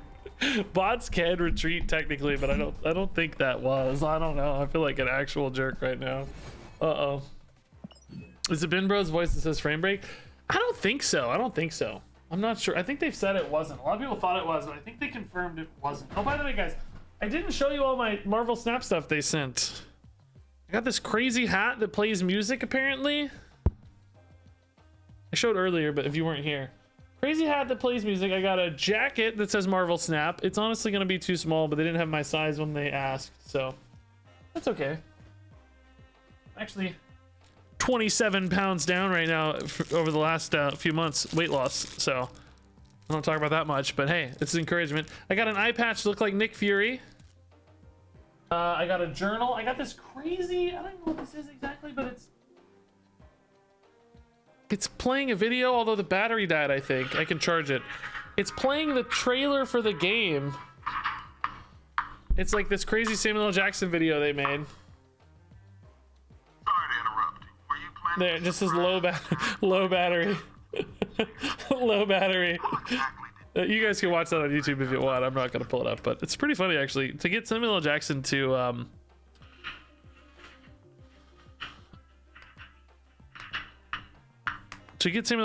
do a commercial is pretty insane, honestly. Really cool to have those Marvel ties. don't need to wear a hat. Where's hashtag ad? It's not an ad. I mean, debatably sending stuff is kind of an ad, but this is not a sponsored stream, so. No money has exchanged hands for this stream. A Miles Morales Spider-Man has, though. That's nice. One sexy hat. Thanks, man. I know. You guys thought it was the hair that made me sexy, but it's not. It's me that makes me sexy. It's my face. It's actually my face. Right. Demented Gods. That does not sound like a bot name. Ooh, cards here have -2 power. That would be annoying, but we have good destroy effects. And, oh, it is bad for Venom, though. I wish I had Carnage instead, because Venom eats the stats on board, and these are currently the stats on board, -6. So if I eat those right now, Venom is going to eat the -6 stat line. So, oh... has the least power here. This is crazy. This is a crazy game. Unfortunately, I used my hood already, which has negative power by default. If I'd put it here, we'd be naturally winning this location. But instead, we aren't. Carnage, though, very good mid. That's going to be great to eat those stats off. That's fine. We can just ditch the Venom for now. As long as the opponent doesn't play like a green goblin or something there to disrupt me. And thankfully, this is the 0 cost Mysterious. That's not an issue. All right. Can't, unfortunately, no, can't play here. Can't play here. So Carnage is the best I can do right now. Eat all these negative stats. Get our Sabretooth back. I don't have any way to go negative here that I can think of. Taskmaster just doesn't do much. Eat the Venom now. Lucky Barnes will go to -1. Carnage is at 6. That would be a 5. 6 power Venom. I'd gain the 6 power Barnes. I could put Sabretooth in for a little bonus again as well. The next turn dump. Oh, what if I put Demon in for the Taskmaster next turn? I don't think that's worth it. So this is 2, 6 is 8, -1 is 7. It's gonna be an 8 power Venom for Taskmaster. Not bad. So next turn I could dump 8, 6, already have 5. I don't know if that's enough to win left, but between them all, it might be enough to tie. Gonna have 2 units here. Bucky Barnes 4. We'll see. It's gonna be tough. Colossus can't be reduced. Pretty crazy. So are they gonna go? They're not doing a destroyer build. I don't know. I don't know.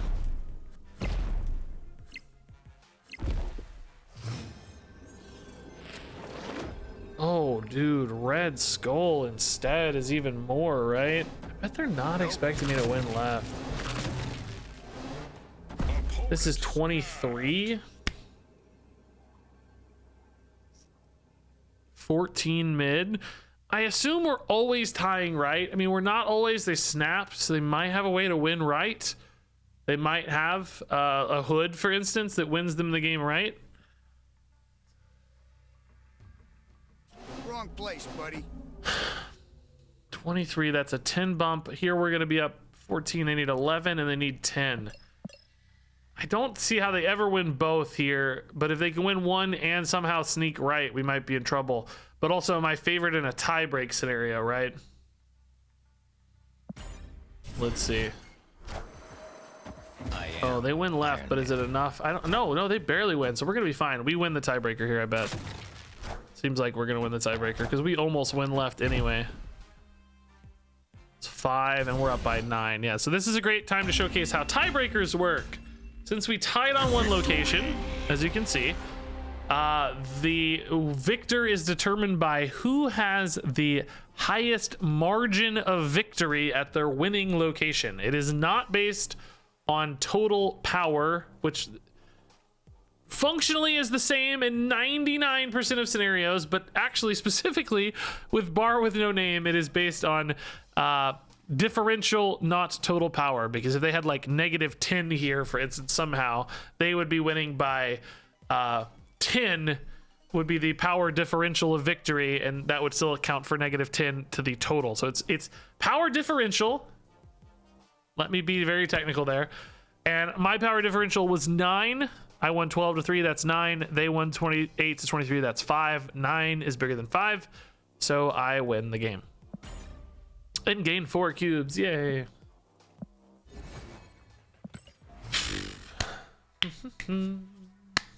Yeah, I wish there was an extension. Yeah, I wish there was an extension.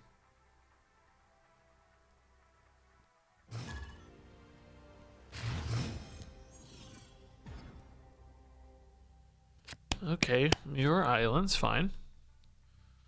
Pretty power hand there, but I need some support stuff for it.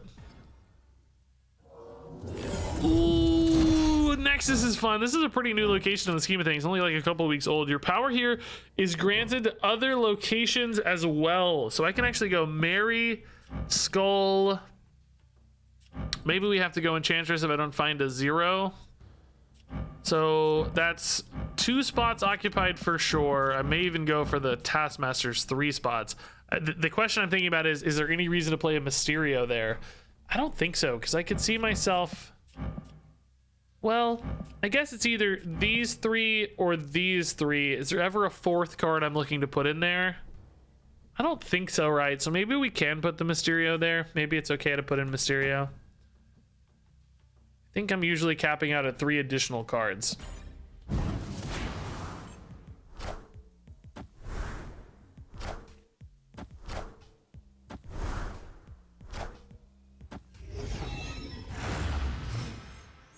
And that often means hella deck if we see invisible, which means big discards getting crazy later. This would actually be higher power than Mysterio, honestly. Oh no! Bifrost is gonna move the bad Mysterio into the Nexus slot. Thankfully, he is gonna get buffed a couple times, so that's a little better. But I definitely can't play anything there anymore. Yeah, I think we're pretty much sticking to this line always. So I can play a Hood. It doesn't really hurt anything, but it doesn't really help either. It's not necessarily doing much. I think Typhoid Mary's going here. Ooh, we got the 0. Ooh, so it depends on how many things are at their Nexus, whether the 0 is worth more or the Typhoid Mary is worth more. How many cards are they gonna have at Nexus? They're probably gonna have 4 because of they're gonna build up Invisible Woman, which is gonna be here. So I think actually the 0 might be more powerful. If I'm playing 0, it's probably just gonna go here. I can play Demon here, and then I'll have Mysterio, Demon, Red Skull, Taskmaster. Yeah. So I need to do that in the right order though. So that would be my 4. Red Skull, Taskmaster. That puts like 30 some odd, 39 or something at this spot. 30, 40. Okay. I think I played that right, but I'm not sure. Did I order it? Or did you guys say that after I fixed it? Because I fixed it, right? You guys are making me nervous. No, I fixed it. Okay. You're making me nervous here. Wait a minute here. All right. So now we're getting big here, which is nice. We play Red Skull. We play Taskmaster. It's gonna be hard to beat unless they have Disruption, Green Goblin, or... Oh, but it's Invisibles. They can't even do that. Yeah, actually. It's gonna be tough for them to beat. All right, let's try it. Let's see. I mean, I feel pretty dang confident, right? Because if they do go for a Hella build, number 1, right now, they're short on stuff. Number 2... What did they discard, by the way? I was not looking. I was looking at my stupid chat. Number 2, it's gonna go to other lanes often. I mean, they have 1 spot left, but surely it can't get bigger than I'm big right now. I'm feeling pretty confident. Yeah. Okay. Sometimes you're better off not snapping because you want to get 2 cubes instead of 1, right? Like I could have held and not snapped. But combo decks like that, I think sometimes they're fairly confident that they're going to win, that they think they're going to get some big crazy surprises on you and stuff, so they often stick it in. So often if you can snap earlier, it's better. If you think you have a really good hand. That game was really wacky though, so we weren't sure to snap early. Was not confident to snap early. Quali, yes, I agree with you, man. It can feel very frustrating when you're missing cards for decks. I had the exact same experience, yes. Sometimes it can feel very frustrating. It can feel really limiting.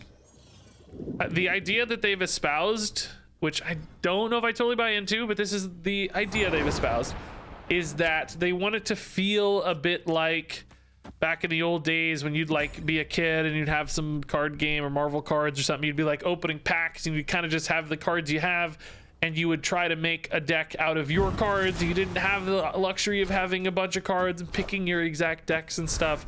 They wanted it to feel very like organic and like your collection's just growing a little bit over time, which I think is a noble sounding goal, noble enough sounding goal. I think we might actually go 0 into Typhoid Mary next turn and then Carnage on 5 here.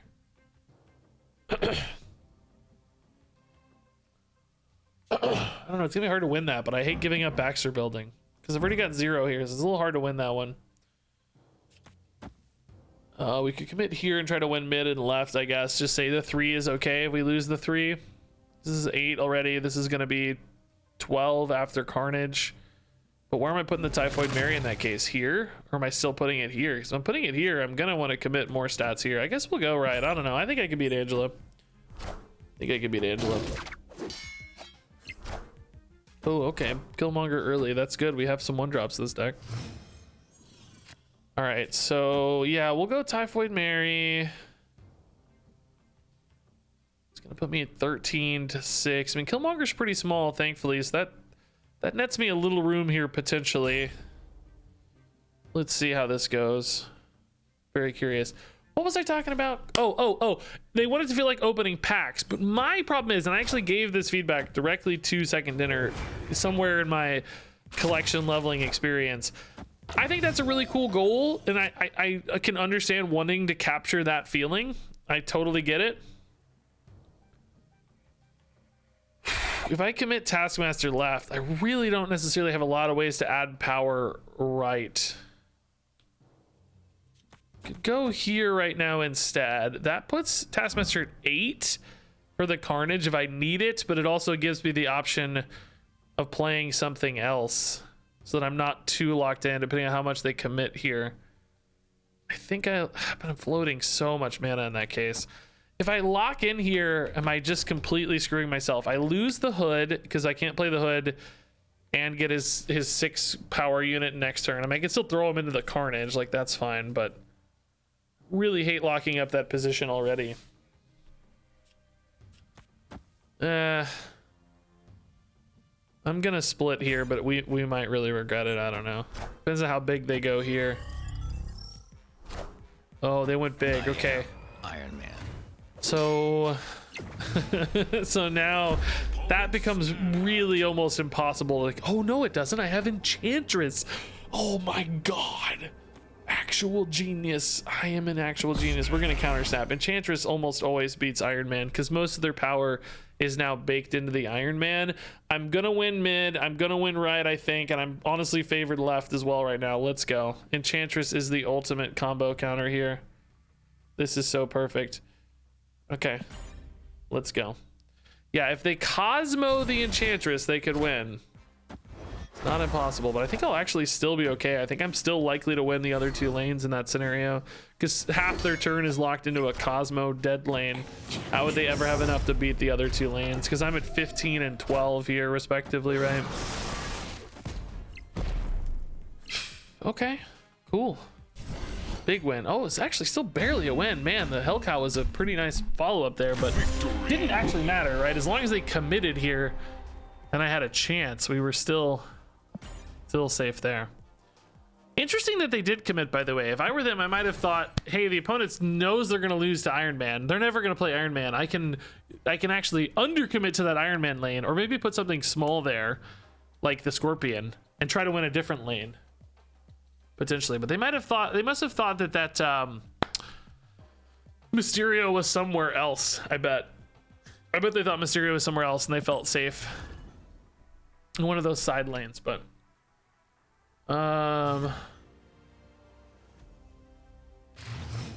games are relatively quick compared to Hearthstone. They're super quick, I would say. Yeah, way faster. They take like 3 minutes if you play them out fast. It's kind of nuts. This is a really good destroy opener. I won't even actually be able to destroy Mysterio probably because the rest of these are so perfect. Oh my god, dude. I guess we feed the Carnage now, honestly, because they may try to play a Disruptor here. They may have a Green Goblin already. We haven't really seen a lot of Green Goblin today, but it's very common. I see it all the time. Green Goblin, if you don't know, he's a negative power unit that swaps sides. So he gets dumped on your opponent's side of the board like a jerk. and then I'm gonna go ahead and compete for this. If this is a move deck, which Vulture would certainly imply, they don't usually win the right lane very hard though. They usually stack their stats mid and left because Heimdall is their follow-up card that moves everything to the left. So I might be able to win right without a huge commitment in that case if they're moving a lot of stuff out of right. So maybe the Typhoid Mary's wrong. Maybe I could get away with Demon Mysterio. Save the Typhoid Mary for later.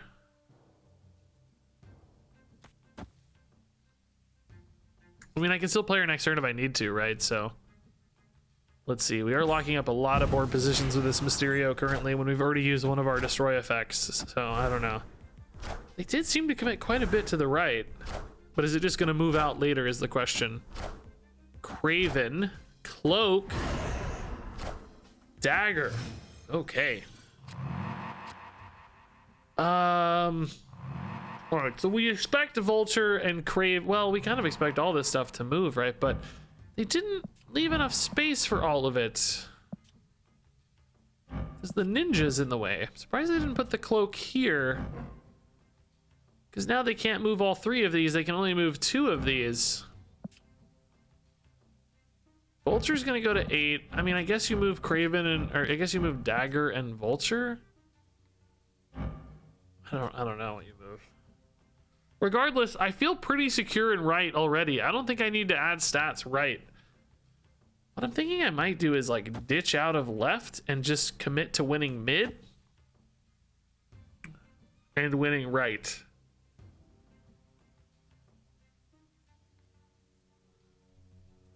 Because if I don't do that now, that Mysterio is going to occupy that spot for the rest of the game.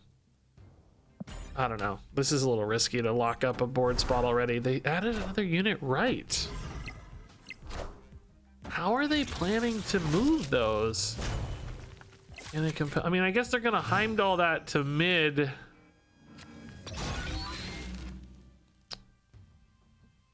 Oh, Enchantress is really clutch for me to remove my Typhoid Mary debuff. Okay. All right.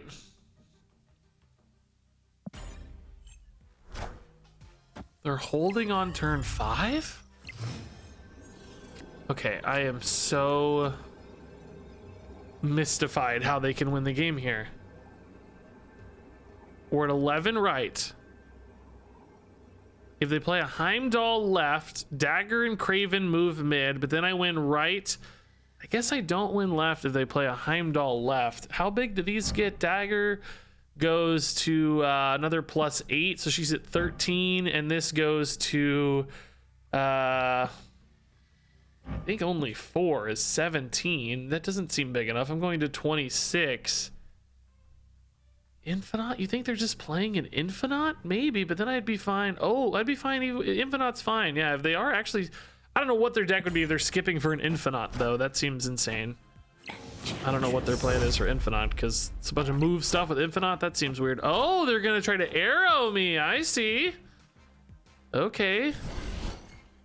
I guess they thought the Mysterio was victory. Well, no, I don't know what their plan was. You know this is full already because I already filled it up last turn. So 2 out of the 3 Mysterios are here. If you assume this is one of the Mysterios, you still lose here. I win 19 to 18. If one of these is Mysterio. If one of these isn't Mysterio, you know you're losing right, because you know Mysterio wins here 11 to 7. And you know you're losing mid, obviously, because you're not contesting mid at all. Huh. I don't know what the plan was here. Very weird. Very surprising.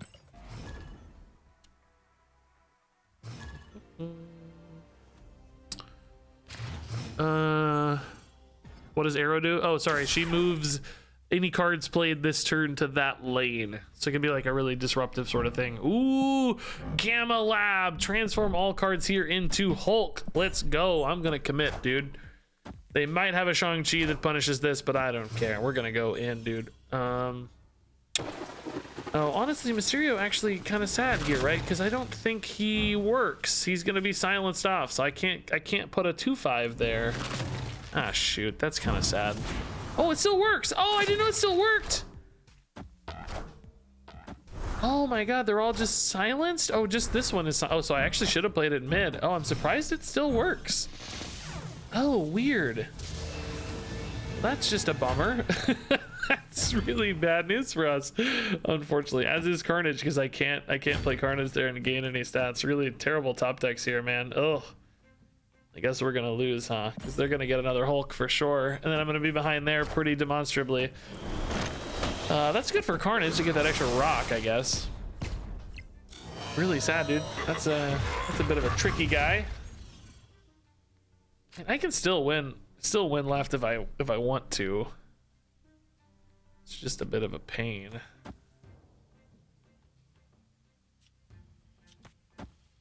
I don't have any way to silence stuff off right now other than Enchantress, but that means I'd have to double stack these units, right? I'm probably just gonna Typhoid Mary, Red Skull, Taskmaster, but I think the question is, where do you put them? If I put Red Skull and Taskmaster left, can I actually beat the Hulks? And if I do, is that really the way I want to go, just to surprise them? Or am I perhaps better off committing them right? Oh, actually, I can't commit Taskmaster right because that won't work. Huh. They kind of gave me mid here a little bit. For the Raft. That could really add some powerful stats. Sure. This is still really big because half their spots locked up with tiny stuff. Oh, I'll take it. 0-8's not bad. Limbo too. Are you kidding me, bro? Even with the buff here, like they just, they have to add 12 power basically to contest that. It's gonna be tough. Okay. I'm better off when, oh, I can't go right. On reveal doesn't work, so Taskmaster won't work. His set's as on reveal. I think we can probably wait on these final few cards. They might have something gross like a Hobgoblin since they're playing Green Goblin. There is a world where I'm actually better off just going ahead and committing these stats. I'm going to 15, that's 37, and 8 is 45. They only need to play a 9 power unit there. Or a Shang-Chi, which really isn't that unlikely. So I could put Apocalypse here. I'm just at risk of not having enough power here, number one. And number two, them playing a real disruptor. Yeah, I gotta take some risks. They haven't snapped yet. If they snap, I'm gonna feel really far behind, but I'm kind of trying to think about beating a Hobgoblin type play. Oh, they committed an Iceman there. Okay, so we're actually gonna be ahead left and very far ahead right. Can they actually win this now? They have to add a ton of power. With no cost discounts, yeah, they can't win. Wow, okay, that was quite a turnaround after losing the Hulk that hard. Even the Hobgoblin not doing enough. Wow, cool. The Taskmaster updates based on the current cost of it on, or power of it on board. So it went to 14, and then the Typhoid Mary reapplied her debuff to 13. You can use that to your advantage sometimes. If you have something like Nidavellir, the +5 to all, that can like buff the Taskmaster copy. Like if you play Red Skull there, he goes to 20, and then the Taskmaster will go to 20 because he reads the onboard stats. Same thing for Venom. Like Venom eating those, he'll gain their buffed stats, not their base stats. This game's really consistent typically with like things maintaining their power and referencing their like current status, if you will. I'm sure there's still inconsistencies, but that's been my experience at least. It's a really nice little curve. Let's put it here.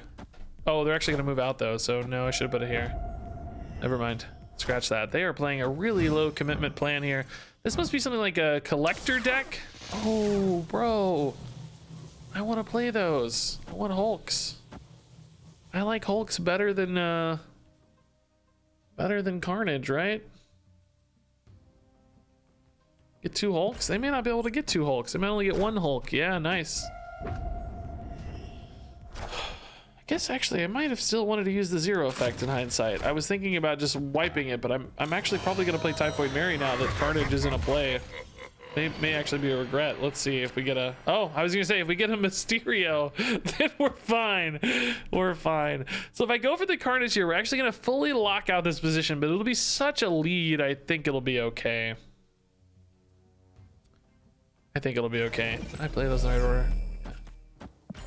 So I'm gonna have quite a bit of power. Oh no, I'm not. Well, yeah, but it's gonna be a Bucky, a 6. I mean, that's still a huge lead. That's an 18-point lead. That should be fine. That should be fine. Oh, Carnage actually goes first. Either way, 6. That's fine. They're still playing stuff right, which kind of surprises me. I don't think this is a bot, but I don't know. Dagger's really good.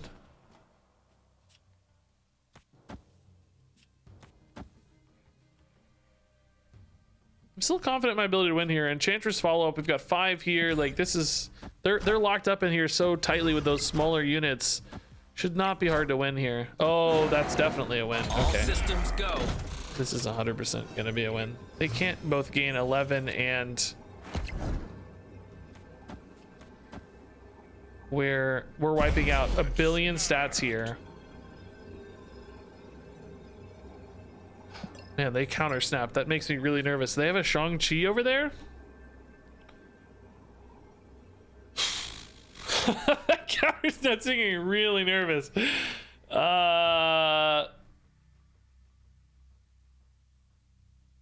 There's no way, right? There's no way. They're farming boosts, you think? Oh, you're probably right. Every card's gray. Yeah, almost every card. I think you're probably right. They're probably snapping because they have no risk. That is very big, but not enough to win. Thankfully for us. We take left and mid. Cool. Yeah, you might be right. I mean, it is a pretty haphazard deck. Like, that dagger is pretty weirdly positioned. I actually do it the other way. I farm my almost infinite cards. When I boost farm, I take all my ultra cards and all my common cards. I do the opposite. I want to get things to infinite as much as I can. Digging the rotundness of your hair. Thanks, man. That's quite a compliment.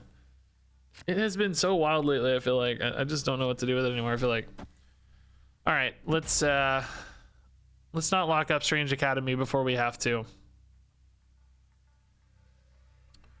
I think, guys, 400 viewers for Marvel Snap. Thanks, everybody, for joining me. That's really awesome. Appreciate that. That's actually as much or more as we'd get for Hearthstone these days, I feel like. Oh, no! No! Oh, so punished. Gosh, dang it, dude. Oh, punished hard, dude. Okay,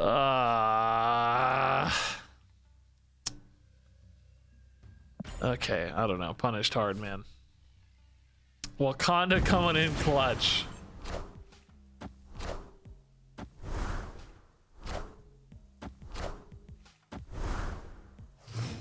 Coming in clutch. Really need a destroy effect here, man. I'd like to finish on on a 0 here if I can. Play Typhoid Mary. If I go 0 there, though, I'm locking out my ability to destroy because I want to play Sabretooth as well. But here I'm going to 3 already. Dude, this game, we are clogged currently. I really need one of my destroy effects, and I need a... Oh my god, dude. Thank god I didn't go for destroys there. Wow. Ugh, Colossus is not a big enough bump. I needed a bigger play there. That said, they may have been looking to eat these themselves, so that might have been nice. So this is 16, 21, 19. I'm gonna put Mysterio here so we're capped out. Like, that's max 6. So that means I'm trying to win mid and left. I don't feel good here at all. I feel like we're very far behind. They play Skull, we're screwed. Silenced their Killmonger. They didn't want to kill my Nova, apparently. Okay.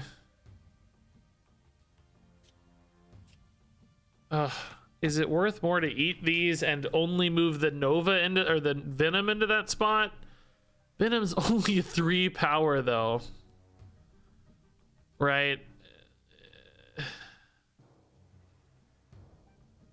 I don't know. Let's just stick to the plan. I'm really not feeling good about the plan though. Said plan seems very bad. Yes. They just committed an Enchantress. That's not much.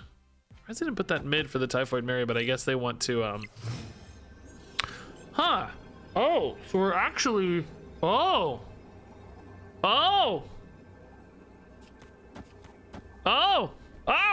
We're actually very likely to win right now. And I am gonna buff.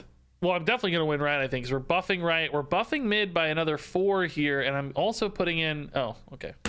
Yeah, we were actually really favored there. The Enchantress really locked up that spot in a small way for them. Sudden turnaround there. Amazing.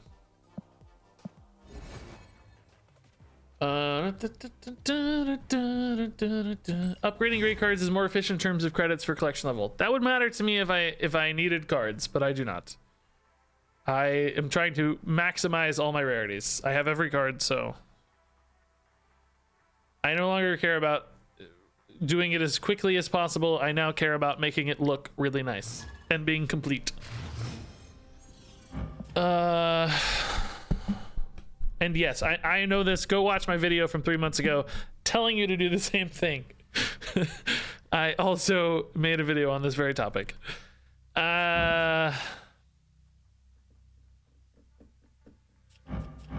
So a good tip indeed. We agree on that one. Yeah, this is a good destroy setup. I mean, it's not really the perfect setup for Venom. Venom's better with the big stuff, obviously.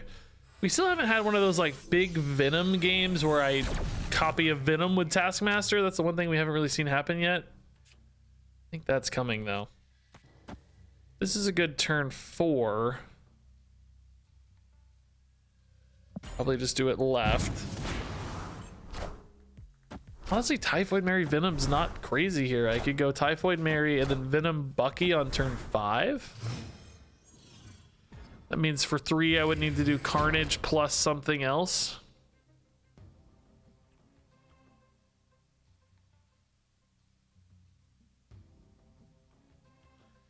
Might be good to do that right, actually, because that would be perfect to finish on turn 5 with a really powerful play right. In which case, that means I Carnage now, because I'm never going to be Carnaging again.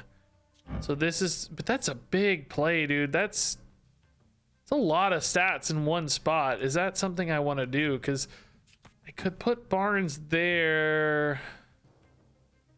And then Typhoid Mary, Venom, and then Carnage over here.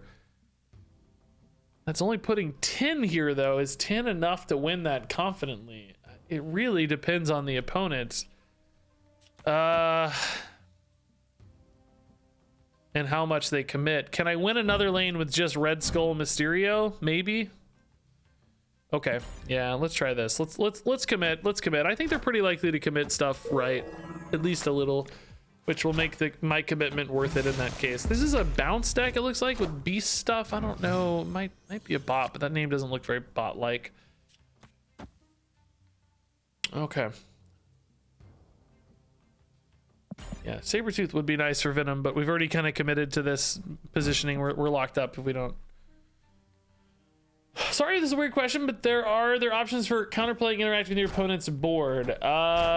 Sort of, yes. I mean, there are like... Oh, here, perfect timing, actually. Cards like Enchantress can remove abilities from your opponent's stuff.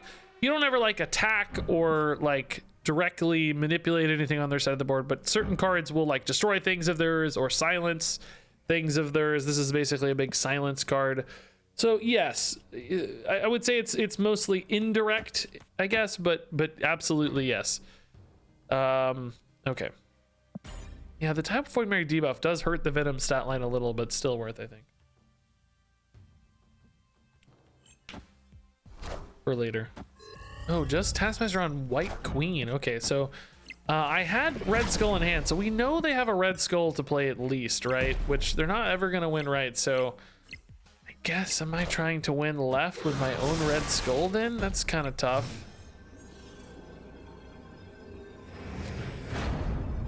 Oh, it just got less tough. Insane top deck, dude. 0 perfectly timed. Holy crap. So that adds 18. If they play a Red Skull that's not silenced, from my deck, for my hand, I will win because they will buff me by 6. The Red Skull is basically worth 9. They played something else that's bigger, we might have trouble, but I think we've got a pretty good chance here. Could also, I mean, I'm only down 3 here technically, huh? I'm actually maybe a little better off winning here because I'm only down 3. I forgot this is Mysterio. I'm down 4 here and I'm down 3 here, so maybe we're better off committing here. Yeah, technically a little better off here. It's kind of 50-50 on where they play actually, but just a better numerical advantage for us here. Oh, snap. Let's snap. Let's see if they've got the confidence here. Oh, they played a lot left, and I think they might be a bot. That these inky cards, these black and white ones, used to be bot exclusive. They're not anymore. I have a couple of those, but that play feels bot-like. I don't know. They really weren't competitive at all. I think a human would have retreated there. That's such a weak turn. Victory. Name doesn't look bot-like though, so I don't know. By the way, we're climbing a lot, guys. This deck's working really well for us. I just realized. Red Skull buffs your opponent's board by +2 each. So, you know, we want to silence that, of course. Ooh, good destroy hand here. Nice. We like it. We like it. This is a good turn 3, even into a turn 4 Typhoid Mary if we can find one. Just at that location. Yes. Yep.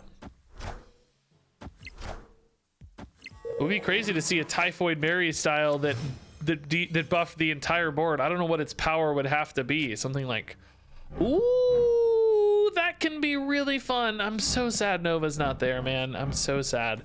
The reason that's really fun is that Carnage will retain his stat bump by being copied. So he'll come back to hand as a 4 power Carnage. The copy will. So next turn I can play Bucky Barnes again, and then on turn 4 I could play Carnage, Bucky Barnes, and then get a fresh Carnage for this Nova, for instance. I think that's worth pivoting to, honestly. This can get some pretty big stat lines.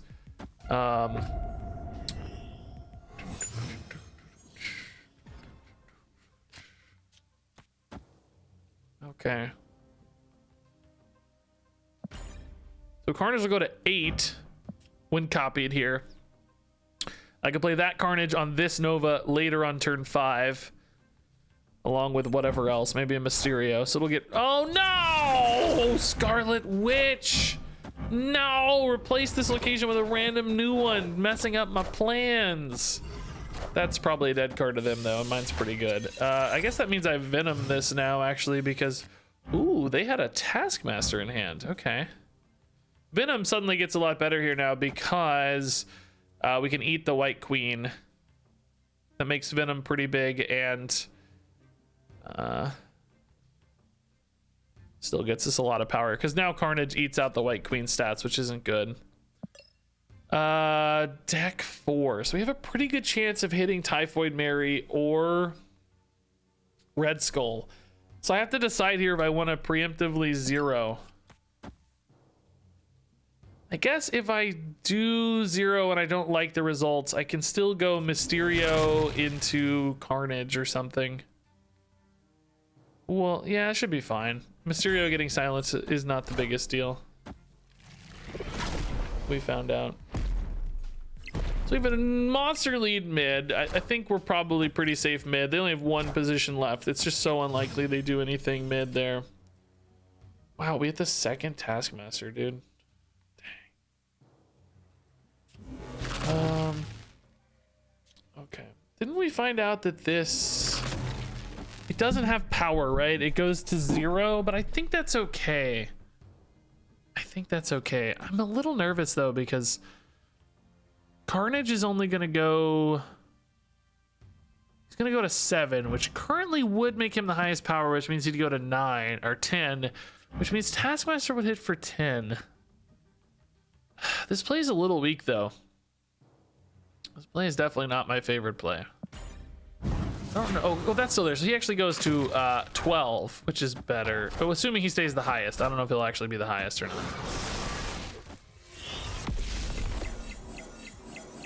Did I count it right? 12, maybe even 13. No, it's 12. Okay. Oh, he's not the highest anymore. But Enchantress suddenly becomes a really good counter. So... Because this goes back down to... Well, it's losing. It goes to 3, which puts them at 9, 11. And I go to... I gained 7 theoretically. Now, what if they play something small to the right, though? That's the big issue here. I don't actually have anything right. Because they could maybe play something small. I got at least 13. We didn't think they're going to 11. So they played a 3 power unit left and a 3 power unit right. I might still lose. No, because Carnage would be the highest power at that stage. So they'd have to play, yeah, they'd have to play like a 5. They could play like a 5 and a 1 and I'd lose. But that's pretty unlikely. Yeah, they're going to play Taskmaster. That's true. Where are they putting the Taskmaster then? They're going to put it right. Because they... If they put it left, they think they lose here maybe. So they're going to put it right to win right. Oh, could they ever put it left? Oh, am I revealing first? I'm revealing first. Their Taskmaster is going to be a 3. It doesn't matter. I'm revealing first. Their Taskmaster is going to copy the stats of this, which is going to be 3. Their Taskmaster is going to be a 3. It's beautiful. It's beautiful. Yes. Yes. It's amazing. Enchantress, thank you. Perfect. Perfect. So it doesn't matter if they play it here or here. It's irrelevant. We always win if they play Taskmaster. That's great. Great stuff. Cool. Bucky Barnes, save you for later. Hey, Tyler, dude, thanks for the raid. 335 fine folks. Welcome, welcome.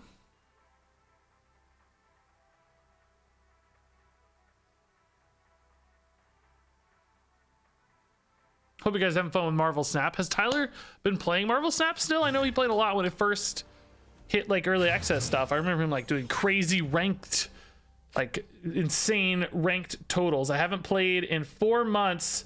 How's the meta? Oh my goodness, it's very different. I mean, there's been so many nerf cycles and stuff. It won't even resemble anything remotely. I guess, was Nova still the big thing when you last played then, Tyler? I'm trying to remember the timeline. I don't know how soon Nova got nerfed, but I feel like it was probably Nova stuff that was really good. Now it's like Destroyer decks are pretty popular. Zero stuff like this one. There's a lot of like kind of disruptive control stuff with goblins and rocks and debris and like lockdown type things trying to take up board spaces or debuff you. There's what else is commonly seen? There's still like destroy packages making their way into lots of different decks. Like this one, for instance, is kind of a complimentary package or an opening package for different decks. Free Red Skull, okay. Free Hulk. Wow, Enchantress on that Red Skull though looks pretty nice. That's something we can keep in mind. Boy, no good plays here really. I can just tempo the Zero Demon if I want. Since the Red Skull's gone, the only other payoff for the Zero is really Typhoid Mary. Because I'm playing Enchantress on 4. I mean 5, I don't really have a good play, so I probably still have time to play Demon Zero on 5. It's probably not risking too much. I mean, I could just tempo the Venom on the Hood, but that doesn't do anything. It's just a waste of time. Guess we wait. Spamming Agatha to Infinite. Oh, that's one other big deck style is discard stuff with Hella discard is less common than it used to be, but still pops up a lot.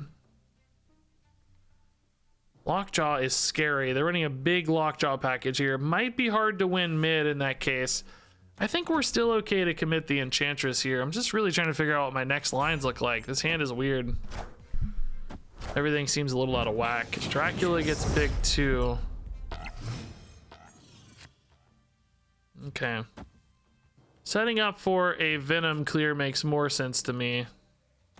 Well, you don't want to put Venom mid though, of course not, because then we're gonna run out of stuff to do. If I can make a big Venom I can play into a Taskmaster is one advantage, but that's too much mana. Right, and I also, Mojo World's not the place to do it. Hood's actually a debuff for it. Do something like this, plan a Venom left, Mysterio mid, but that's leaving mid's pretty much always gone.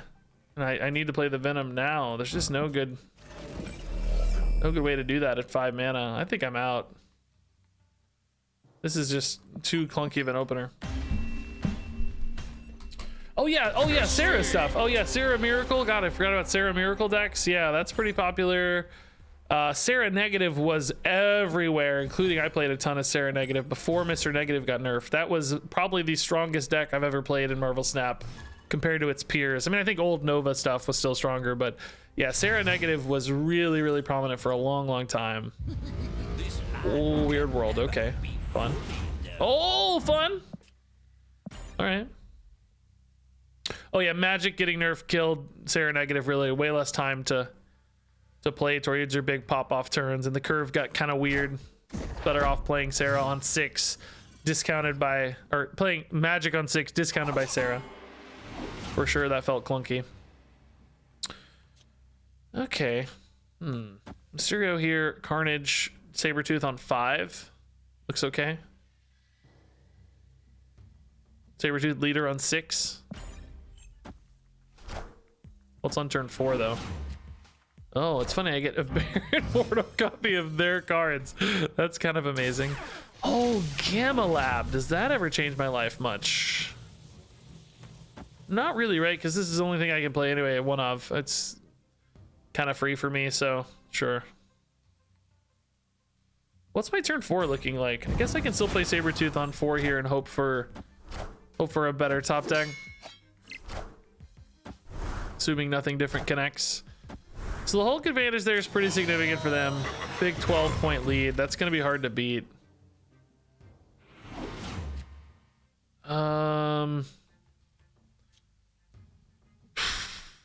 Enchantress. So this still looks like a turn 5 here. Turn 6 is leader, so I guess I can turn 4 Enchantress here just as a body. Just tempo 6 stats, basically. I do want to leave spots open for the leader to matter, because if I leave too many spots, leader won't be able to counter. If I'm going to play leader, that is.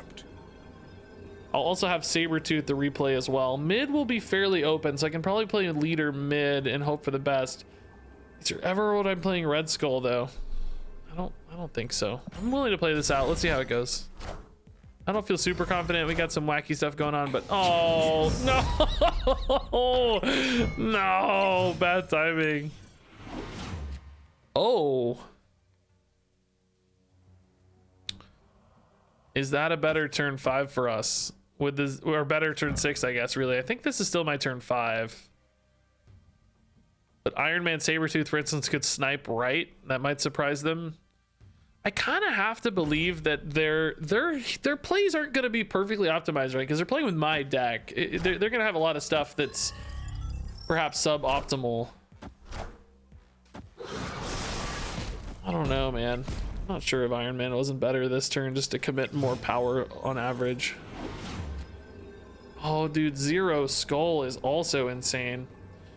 So I'm actually at 14 left. That gives them a nice 9-point lead. Are they really going to commit more left? Like, do they think they've won left, I wonder? Because Zero Skull could that adds 17 to left. And I'm already actually at 14. That puts me at 31. They'd have to add 8 power left. I mean, they might because they think they're winning right really confidently. I could maybe do something like this. If I go for just leader here, they still win left because their point advantage is too high, of course. I could also do something like this and win right as well. And just shore up these 2 spots, add 7 here, and I'm way ahead here. Are they more likely to develop into Hulk or here? Definitely here because I have Angela that they're trying to beat. And the unknown Mysterio they assume is 5. So this feels like the safest bet to me, right? Could arguably even put Zero to the right. I think they play something small to the right. Because it'd be pretty dang hard to get... Oh, nope, nope, nope, nope, nope, nope, nope, nope, nope, nope, nope. It'd be pretty dang hard to get 14 here. All right, I'm gonna do this. They did go super right. Oh, no. Why did they commit so much right when I'm more likely to gain stats left? I guess they did the old the old you know, I know, you know, I know that you know that I know that you know. This is just such a more right place for me to gain stats, and the point differential is also way smaller. So they must have double mind tricked me, right? I think it's smarter to try to shore up left because you're more likely to lose left. Because Angela scales extra, the Mysterio.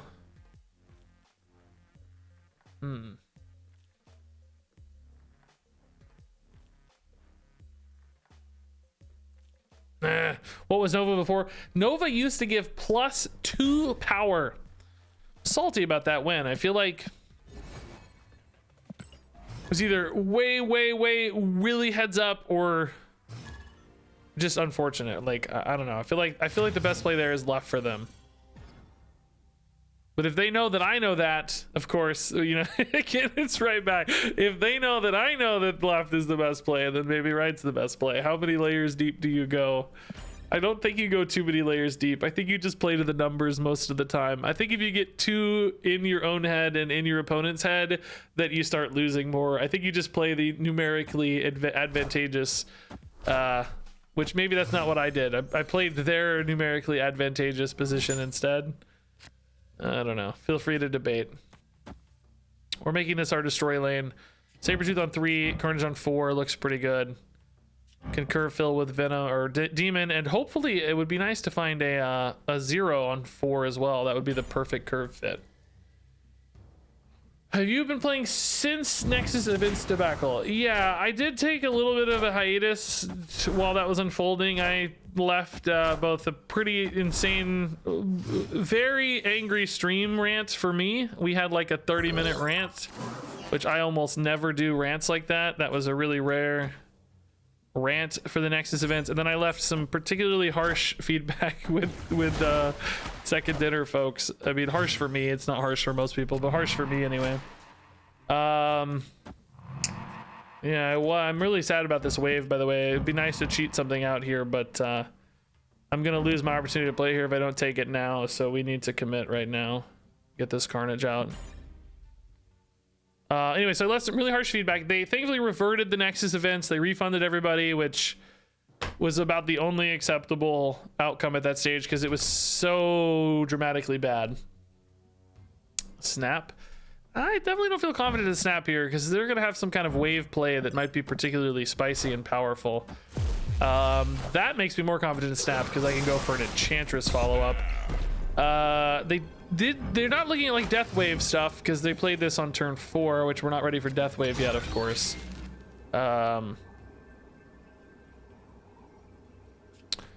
Okay, so I think we're pretty likely to win left. We could lose something like a Dr. Doom, but Onslaught does not point to Dr. Doom. Might point to an Omega, actually, Omega Red. But next turn I can just go Enchantress, silence my skull, silence their plays. I don't think I have to get all of them necessarily. I'm sure if I get just a couple that will be enough. So I can also play Demon.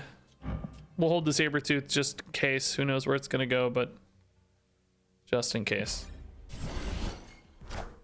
Iron Man, okay, yeah. This is going to be Iron Man. a little brutal. They even reveal first, so whatever they play here last. I guess if it's a Cosmo, I'd be a little screwed. Cosmo into Omega Red might beat me, but most of the time I'm fine. Or no, they can't have Cosmo and Omega Red. What am I saying? That's not how that works. So I think we're fine here. This is going to put us at 24 power. Certainly once we silence this off, they're only going to have 7, 8, and then whatever they add, it's not going to be 16 power. So we can go ahead and shore up right as well. Guess I can put a Nova in here for free. That's fine. Yeah, I think we should be okay. Yeah, it's the Omega Red. Okay, that's totally fine. Really cool deck, by the way. I love that they're doing this, but sadly, the Enchantress just owning so many people today. I feel like it's really won us a million games. The stat swap here is brutal. I mean, just absolutely murdered a swing. They went from what, like 50 or something to 13? Jeez. Absolutely brutal. You got to be really careful when you're playing ongoing decks. If somebody snaps confidently and you're playing a deck that is incredibly reliant on ongoing effects, then you got to be careful because they probably know something you don't. I mean, they could be bluffing, of course, but you got to be extra careful, I think, for that. That's why you play Cosmo in front of the ongoing lane. Yeah, actually, I used that to gain about 15 ranks whenever the Nexus was the featured location. Sometimes they have featured locations that are like showing up more often. The Nexus is one that it transfers the power in that location to other locations, and I would use Cosmo, Iron Man, Onslaught, plus whatever other cool thing, Captain America or something, in that lane to use the Cosmo to protect against Enchantress, and nobody was ever ready for that. So I climbed like 15 ranks in like 3 days. It was beautiful. It was really nice. Hey, thanks Fubzo, man. I gotta take a pee break, guys. I'll be right back. Thank you everybody for hanging out. I feel like have I been this far over in the camera this whole time? Is it a disruptive amount of far over, or is it an appropriate amount of far over? I haven't really been watching. Like, do I need to move myself left or right? I mean right. I know my listen, if I know one thing, I know the difference between left and right. Really important for Marvel Snap. Hey, Titation, man. What's up, dude? Good to see you. All right, looks good there. That's good. All right, guys, I'll be right back. Give me 1 minute to pee. He's going to come back 10 pounds lighter and 10 ranks higher. Man, I wish. Give me a month. Give me a month, maybe. I was gonna show you guys my collection. We've been playing a bit there. We were on a bit of a streak playing, so I thought I'd run through what a full collection looks like for somebody who's what, level 6729, right? Pretty crazy. I didn't really have a system for upgrading cards early, just kind of whatever was available, and I had boosters for just to rank up as fast as I could. Once I got all cards, I started being more directed towards completing like the base set. I'm trying to fully level up the base set first and foremost, like all the base versions of cards, right? And then move into base variants, and then move into like the modified version. So like you start out with a card, your base card, then it gets like these modifiers like the rainbow background, right? But you also have different artwork variants. So my plan is maximize the base card, maximize each independent unique variant, like get all of these fully upgraded, and then move into modifying, I guess, whatever my favorite variant is, or maybe the pixel variants I seem to like a lot. So I do have at least one black and white variant. I feel like maybe two, but at least this one. Yeah, Angela.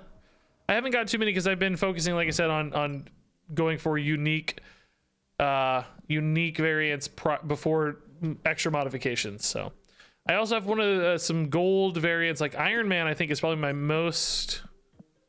Yeah, Iron Man I have so many versions of. Look at this. I have so many Iron Mans. How many is that? 4, 8, 10, 11 Iron Mans. This one is gold background, which is I think currently the most rare foil modification, and it has like the sparkly shine shimmer thing effect. That is not the most rare modification though. I think the most rare modification are like the Kirby dots and maybe these two, the kind of like 4-color swirl. So this has gold background and like 4-color swirl. This might actually be the most rare combination of upgrades that I have. Although this variant's pretty cool with the gold, I thought in particular. Here's another version of gold with the sparkles. How many different cards are there? I think 170 or something right now. Something like that. How'd I get enough credits for the upgrades? My credit card gave me credits. Well, I've played every day. I've completed like every mission almost. Maybe for like a week or so I kind of didn't during the whole Nexus events debacle. But other than that, I've completed like every mission and then spent some money too. Quite a bit of money, frankly. What do you get for collection level rewards now? I still get boosters, credits, and these reserves, which have like a mix of stuff. They have variants or credits or boosters, just random stuff. Here, let's see if we can upgrade anything that I actually want to upgrade. Is none of my actual cards upgradable? It's fine. I'll make a bad upgrade choice for you guys. I'll just upgrade whatever here. Why is this not? Oh, I got it sorted backwards. Oh, that's the problem. Hold up. There is one. Typhoid Mary's upgradable. Let's see if we can get a reserve open, and then I'll show you guys what I got. Like any videos from duels today? Nah, we talked about Marvel Snap the whole time. I'm not even gonna upload the VOD, I don't think. We talked about Marvel Snap. It kind of ruined the VOD personally, I think. So here we get 20 Thor boosters, which I think when you're early in your collection, boosters are a pretty bad reward, but frankly, it's hard to keep up with boosters right now. I need boosters. I play a lot and I still don't have enough boosters. Boosters are what you get for free every game by playing, but I feel like I'm still missing boosters. This is a cool skin, but not actually black and white. He's just naturally very muted color palette. So you can kind of see in the background. Cool Black Bolt though. So anyway, as you can see, I have so many cards to upgrade. I'm kind of choked on a lot of stuff there.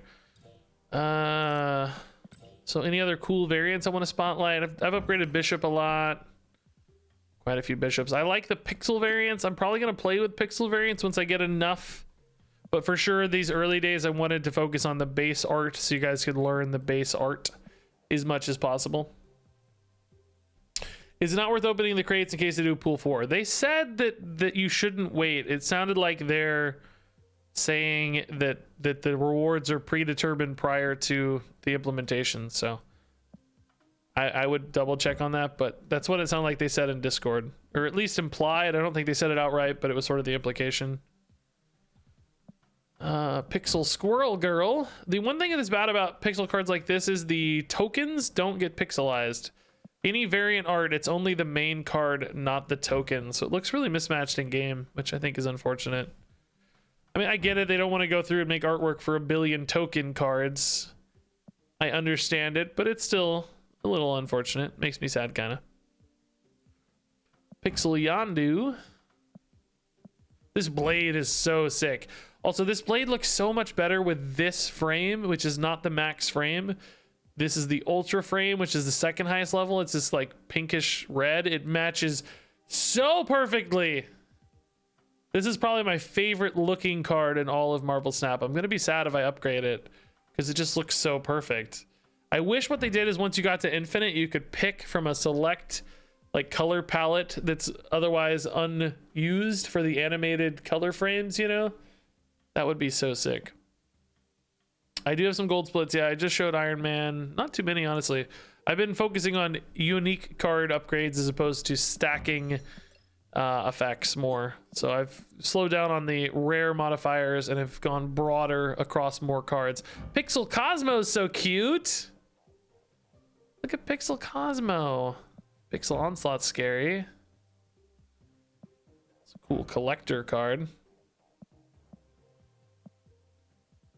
Somebody said show Venom. I don't know where Venom is. Pixel Medusa looks pretty cool. Did I pass Venom? I feel like he's not that high level. I don't know. Just search it, I guess. I know how to type, don't worry. Here's my Venom, not upgraded much yet. This Venom's pretty cool looking. That'll be fun to upgrade. This one's goofy. Pixel Goose? I don't think I've seen Pixel Goose. Show people about favoriting variants? Sure, I can do that. I actually just re-favorited them all. I had favorited all my Pixel variants.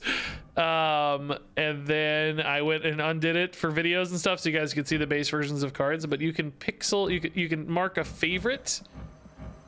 You see the star there is getting changed.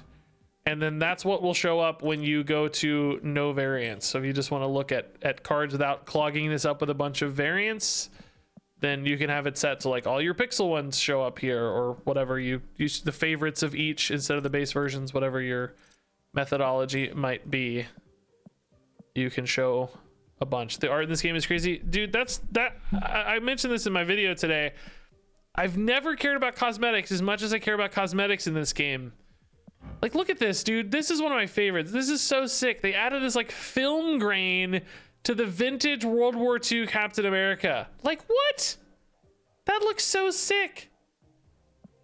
I actually care about cosmetics in this game. I've been buying skins, which is almost unheard of for me. I mean, I have in Hearthstone, of course, but very rare for me to buy cosmetics. And I like buying them more in this game than in Hearthstone. And I think they're expensive, frankly. I would think they could be cheaper. This Captain America looks good too.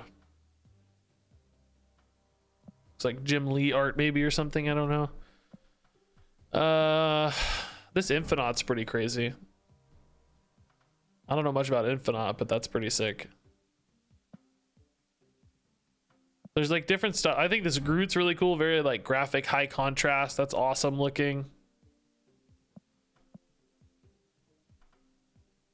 This chibi Red Skull I kind of like, honestly. I think the chibi ones are stupid, but for some reason this one just looks so vibrant, the head there. This Vision's pretty sick. I like this Vision a lot. What's my collection level nowadays? 6735. I had to scroll to the bottom for a video today, by the way. Screw that. If there's a way to get to the bottom that I don't know about, man, it sucks. Like, god dang, it took me legit like 2 or 3 minutes of scrolling to get to the bottom. Just constantly scrolling. What's the max? I don't think there's one. I think it just goes forever. It used to be like 5,000, but they extended it in one update. Yeah, more like swiping than grinding. I mean, both, to be fair. I don't think I've missed much, but oh, good question. I didn't actually think about doing this. No, it doesn't work. Maybe I did try it. Locking it and scrolling it.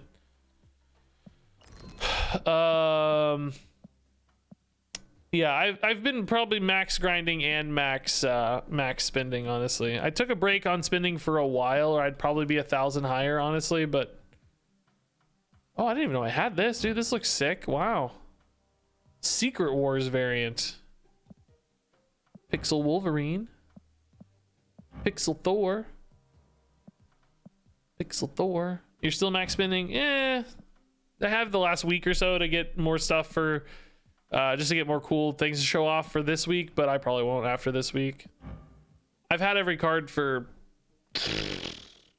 I mean, months now it feels like. I don't know exactly, but once I got every card, I definitely slowed down though.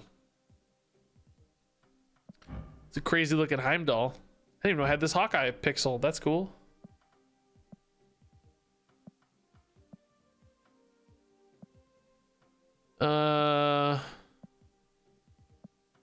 I'm actually not a big fan of the rainbow splits when they split into rainbows. I don't love the rainbow that much, honestly. I especially don't like the rainbow cube background. I don't think this looks that good. I get it that it kind of looks like a printed card. I understand why it exists, but they're just not my favorite. I definitely prefer just getting every card fully upgraded, and then I care less about the splits. Strategy with credit spinning on upgrades. I just do everything now. I even do the terrible credit boost buys when I want to. If they're a base card here, I'll even do these. It's just too hard to target upgrades on base cards. I'm trying to get every base card fully upgraded, basically, is my plan. Like I want all of these to be infinite first, and then I'll be smarter about it. But I want to get all these to infinite, which I'm getting close, honestly. I mean, only 3 things aren't epic. Most everything's legendary right now. Almost out of ultras. So that's the plan.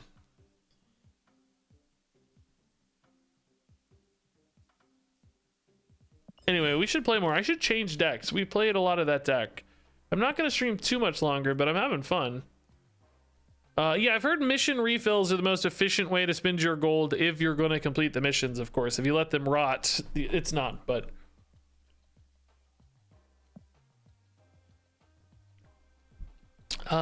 we could play this. I haven't played this in a while. I did climb pretty successfully with this for a little bit. I still got 0 in it though. I wanted to swap up from 0 decks. I do feel like 0 is really good right now, but we could do this, I guess. I haven't really played this deck much at all. Disrupt Destroyer. I mean, this is probably somebody's deck. I sadly don't know where it came from. Wrong guy. Okay, I hate that you can't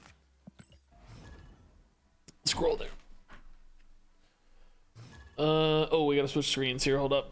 Forgot we're not playing it. We're not in the menus anymore. Oh, I gotta change my decks thing. Ah! I didn't take a screenshot of that deck, dude. Shoot.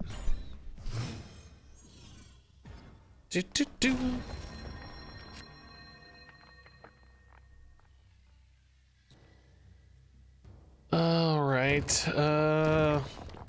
I have never played this deck that I can remember. I think I played like a few games and moved on from it. So let's see how it goes. We're gonna learn it together.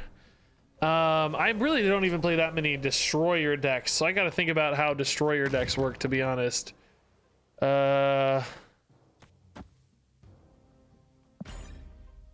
Let's see. I can play destroyer in an empty lane and like stack power in a different lane, although I think there's a decent chance I'm gonna win Jotunheim here.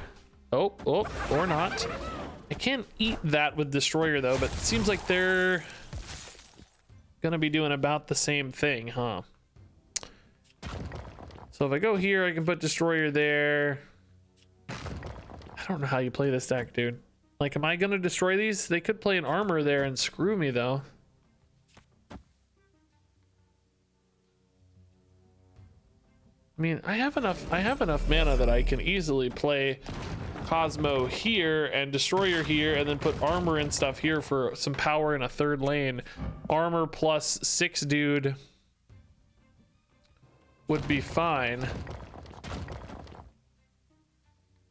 And we've got oh, we're actually getting to turn 5, so I really have Cosmo plus 6 dude, and that's it.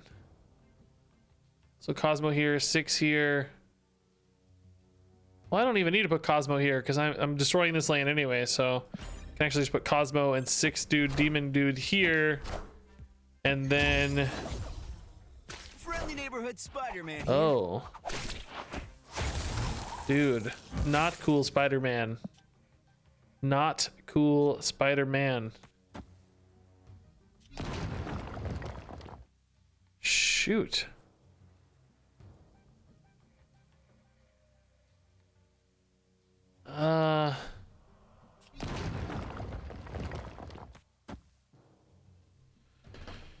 So destroy your mid. I mean, I don't ever win left, really, right? But I might win right if they can't destroy their green goblin.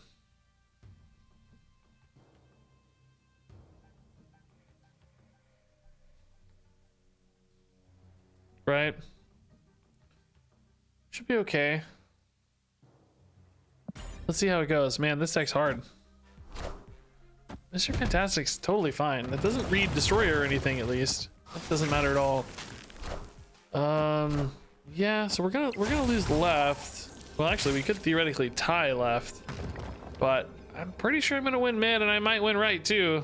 This is definitely winnable. I'm not gonna snap because I'm just not confident enough in how this deck's working, but I mean, this is certainly a winnable game. Oh my goodness.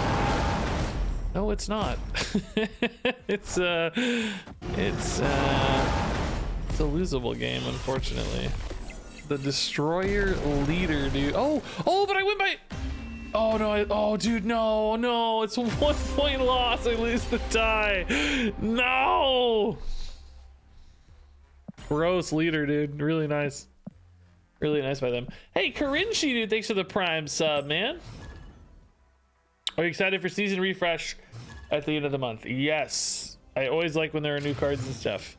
I'm just really trying to figure out if and how to approach any sort of content in this game. I don't know if I want to be, making videos every few days. I don't know if I'm going to make videos for a week and then give up. I don't know.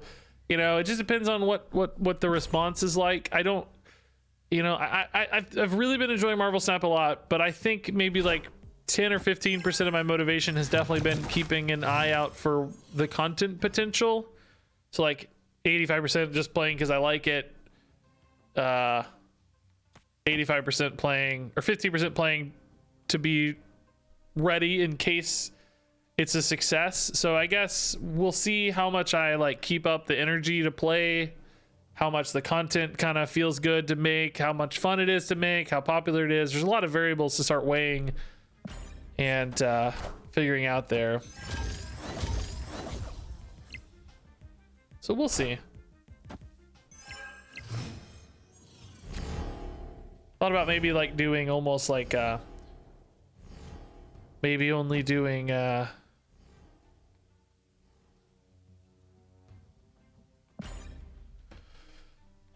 like shorts on YouTube, even because this is like a vertical game. Maybe I could do shorts. I don't know.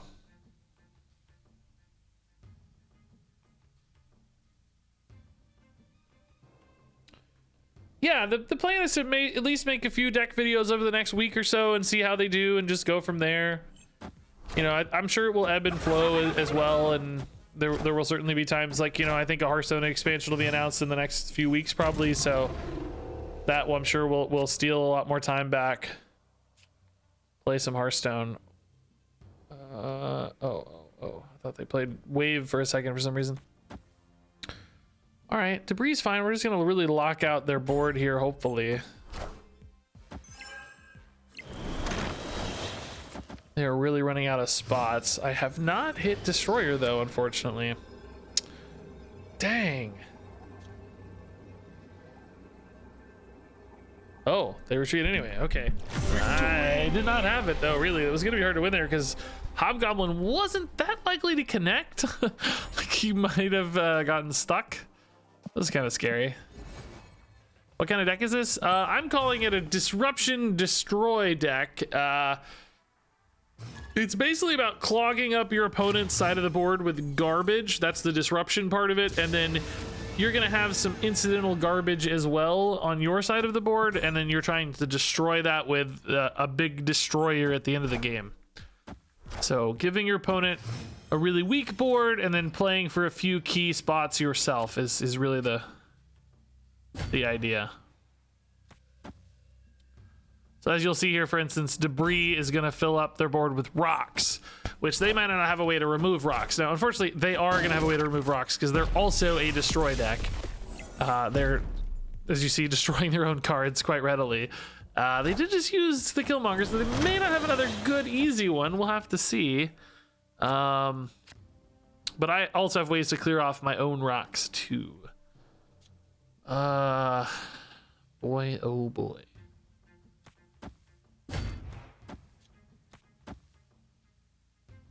we're just gonna try to create some garbage for them. Next turn, Hobgoblin. Whoa. I need my armor so they will stop eating their Deadpool and making him bigger and bigger. If you haven't seen Deadpool, he's pretty crazy. Deadpool will get doubled every time he's destroyed. So now he's at 7. He'll go to 14 next time if he gets destroyed again. So as much as I can, I would love to prevent my opponent from destroying him. Ooh, which Cosmo might indeed allow me to do. That's perfect. I'm revealing first. You can tell that because my name is glowing, and I'm revealing first because I'm winning by 6. They're only winning by 5. So that's perfect. It'd actually be hard for me to win right in that case. So I won't be able to play Hobgoblin there. They've already got 7. They're going to play like a Carnage to go to 9. If I play this, I'm going to 11. Maybe it won't be that hard to win right. Then I can play Hobgoblin mid if I don't find Destroyer. Well, if I find Destroyer, I'm playing it right, though. Alongside the Cosmo, right? So maybe I'm better off putting the Demon here. Oh, yeah, you can't see my name, but you can tell their name isn't glowing. Yeah, sorry. That's an important thing to note. I forget you guys have a different view than I do. Their name is not glowing. It's kind of hard to tell, though. It kind of looks like their name is glowing, honestly. Ah, yes. Okay, we locked them out really nicely there. That's sort of perfect. So now we just need to commit a little power. This is going to be 0, so I can wait on it for like a Destroyer, for instance. There's a chance they fill this spot up and lock me out, but I can't play it anywhere else, and I need to spend my mana, so we have to try. Yeah, okay, not gonna be locked up, thankfully. Hopefully it's not a destroy effect here, like a Carnage or anything. Ah. Sneaky. And we whiffed on the freaking... No Destroyer. Not that I'm sure it's even that good, to be honest. Dang, dude.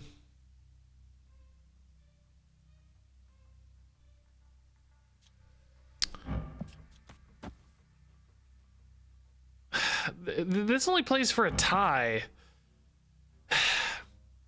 Nova mid plays for a win mid, and that way I'm winning left. But if I have a tie, they need to win bigger. Am I ever going to win bigger? They need 6 power there. I think they're going to play a Taskmaster. It's just where are they going to play it is the question, right? If they play a Taskmaster here, they go up, but it's 8. Oh, they can't play Taskmaster there, so they have to play it mid, which means they go up by 8. That means I win the other 2 locations, right? Yeah, I think so. I'm not going to snap, though. Oh, okay. They can't play it left because it's on reveal, can't reveal. Okay. They have Taskmaster because they're trying to make a big Deadpool and then Taskmaster it. That's their most likely play. Okay. Worked out all right. Yeah, they could have had a death, I guess. I feel like I don't know that deck well enough to know whether or not it uses death, to be honest. I don't know. Ooh, Mindscape ruins my Destroyer line. Dang. Well, let's see how it goes. This might be a game where if they snap, I hightail it, because yeah, I don't know. Don't feel good about this one, right? Do we want to keep a Widow or destroy a Widow? It just depends on board space, right? It really depends on board space. I'll play it here and see.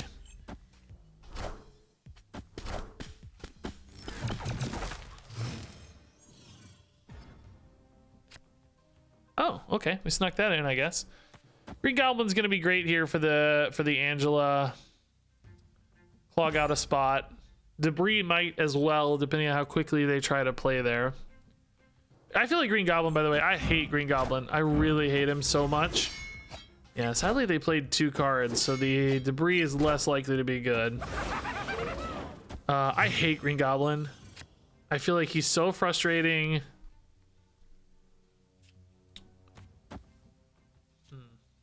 This is kind of weird, right? Like, I want to occupy more spots for them, but I also might want to destroy here. but I don't have a destroy card other than destroyer, which I'm going to lose on turn 6 anyway. So it's like, how much do I just want to put actual stats here? Because depending on, you know, their discard, they may not be able to really scale this much anymore, and then it won't be hard for me to win necessarily. I can do the same mid, but I'm probably going to be, well, I guess we'll play Hobgoblin right, so maybe we're better off going mid here. Yeah, that's fine. Hobgoblin can go right. Dracula's big, but they're going to have a handful of my stuff usually. So they're not going to be able to guarantee, well, they might be able to play Cosmo and Armor together and then Dracula into the Destroyer, huh? So it might be really hard for me to win right. Depends on how many cards they have in hand, and then it might be like a 50-50 or something. But this is just such overkill because I'm already winning here so much. I don't know. Let's see.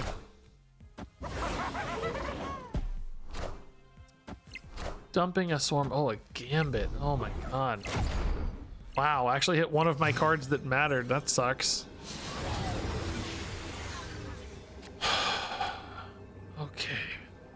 So if they play Cosmo and Armor, they have 4 cards. It's a 50-50 whether or not they hit Destroyer.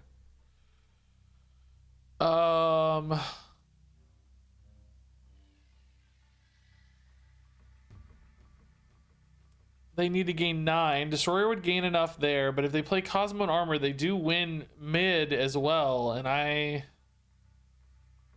this goes to 6, so I don't even really win left ever. I just kind of have to hope this low rolls, I think. If I put this here, I still don't beat Destroyer, right? Up by 9. No, I do beat Destroyer if I put this here, but then I'm unlikely to win here. I think I just have to hope for the Destroyer low roll. I'll play it out. I might actually normally concede this. I think we're pretty far behind, but I'll play it out just to see. Because we're relying a bit on a low roll. I think it's a 50-50 at best, and maybe worse. If they hit a 1-drop, they could...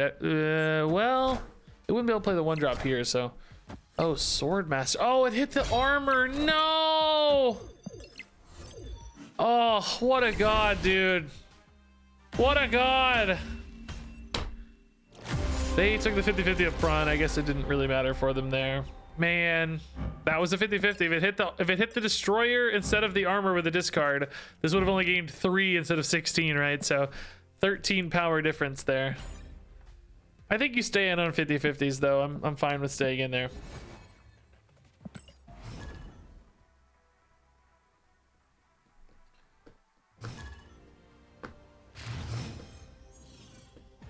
All right. All right, no destroy effects quite yet, but we can put a little destroy lane over here. That's fine. Sunspot, eh? Ooh, okay. Destroyer in hand. That's cool. So I really just need to debuff a lane and win a lane with Destroyer is going to be the goal for this one. Like, you know, send -11 over. That should win a lane, and then Destroyer wins the other lane, presumably. And we should be fine. We can go ahead and debuff this lane. Destroyer will be better mid, because if they need to play multiple units to beat it, he only gets debuffed once, and they get debuffed numerous times. So, should be fine. The demon right now, it looks a little stranded theoretically, because I don't really have any way to activate it, like any way to make it good right now, because Destroyer is going to destroy it, right? I play a mid. They played the Cosmo there, which is fine. It does stop the Carnage this turn, but Destroyer is going to do it anyway, so it doesn't matter. I guess we can just Black Widow Carnage this turn. Again, I actually think this is going to go away. I think we're going to play Hobgoblin here and just really try to win this lane, and trust mid is enough. Hopefully there's space for Hobgoblin is the real threat here. If they somehow shut down the Hobgoblin, we could be in trouble. Oh, actually going to be mostly impossible for them to shut down the Hobgoblin now, because they only play 1 card per turn, which that's great news. They theoretically have like a Jubilee, but I'm revealing first, so even that would be fine. So this should be... I'm actually going to snap, right? This should be pretty good. I actually needed to do it before I hit the in turn button, but that's okay. Worked out. I think we're really good. I just don't see them being able to beat 14 here if they have to play multiple cards in particular, right? Just seems like it's gonna be really tough. It's actually gonna be 15 because of my Nova. So this is a 13-point lead. Oh, but it is actually only going to be a 9-point lead. Man, that's a little shaky, isn't it? Jeez. 9-point lead's not really technically enough always.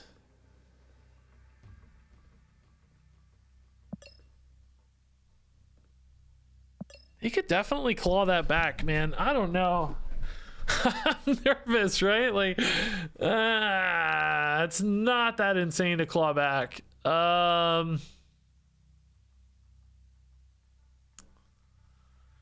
could put Destroyer here, actually, right? Oh no, I can't. No, I can't. Can't play 5 or 6 there.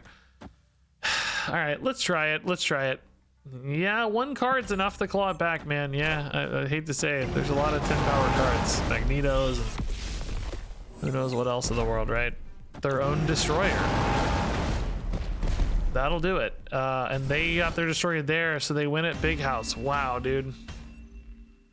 Wow. Man, I really was not expecting Destroyer. Electro Destroyer, huh? I feel like I haven't really seen that a lot. Huh. So we would have actually been better off playing right, but hard to know that.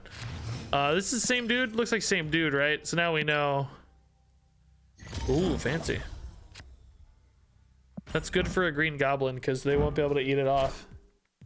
Yeah, definitely the same dude. Oh, I see indeed, yeah. Oh, I see. All right, bro. We didn't see them running any goblins, by the way. Doesn't mean they don't have them, just means we didn't see them. Oh, whoa. I don't know, it's gonna be hard to commit against the Sunspot lane, even with the debuffs though, man. Maybe I'm better off doing this here.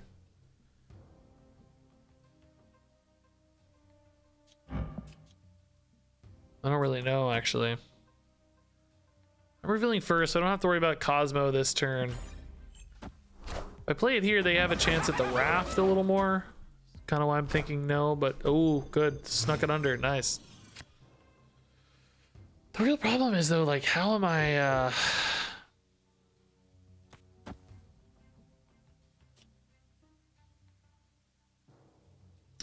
How am I winning this, you know?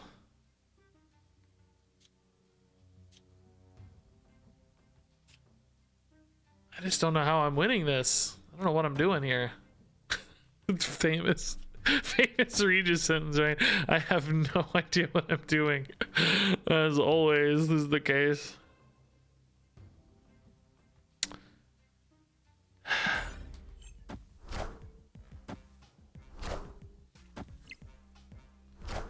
Gonna try to win Raft. Oh, nice. Wow, dude. We keep coming in right under them every time. That's kind of wild.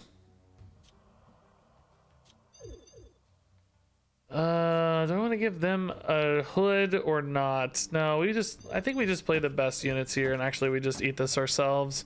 The Viper doesn't go off, so it's fine. It's just 3 that gets me the Raft. Black Widow, this is the last chance to make Black Widow impactful, but I feel like I care more about stats than I care about the card disruption. Because I'm playing for Raft, which hopefully gets me more stats than I need. I don't know. This is debatable, though. Sure. Oh, interesting. That actually does hit Cosmo and armor. Kind of intriguing. Might give me a buff here they're not expecting. What in the world, dude? This guy's deck is crazy. This just really doesn't do much because it's getting buffed again. This is only impactful if I play it here, I feel like, and then it's very likely to just get locked out, you know? It's not actually that likely to be good. Could arguably go for a wider board here, just filling this up to 5. But do I beat Destroyer mid in this case? If they play Destroyer mid, I'm adding 9 or adding 4 here, go to 19. That's 20. Just don't see it.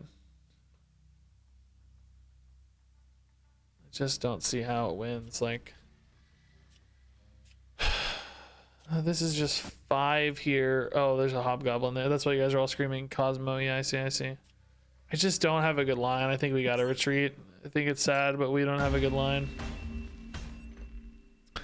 The Devil Dino, dude. Brutal. Turns out that Black Widow might have helped a little against the Devil Dino. I think we still would have been in a pickle, but might have helped a little.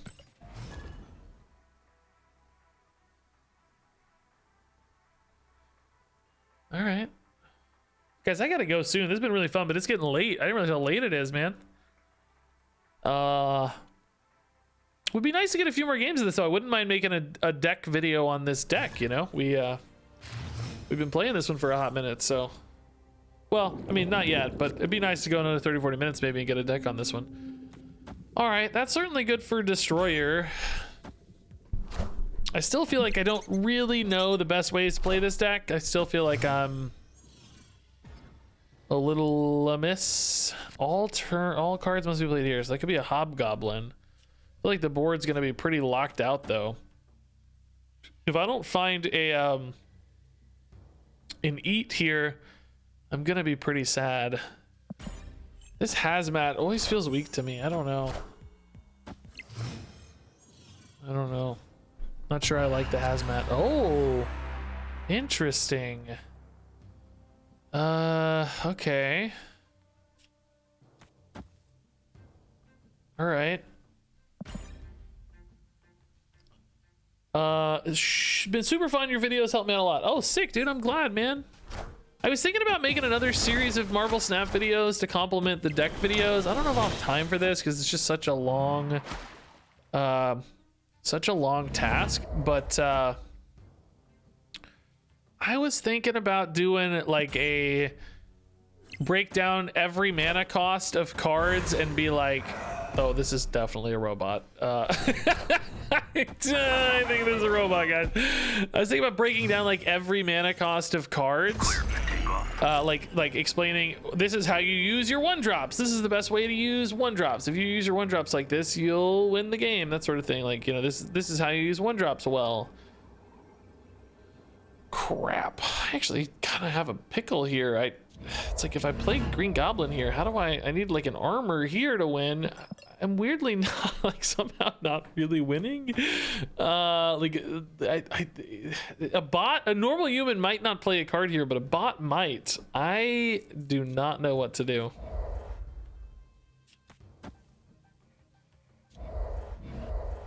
They have to play here this turn, right? I gotta wait. I can't.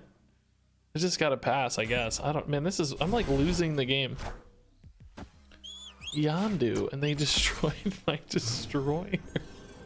Oh my god, bro.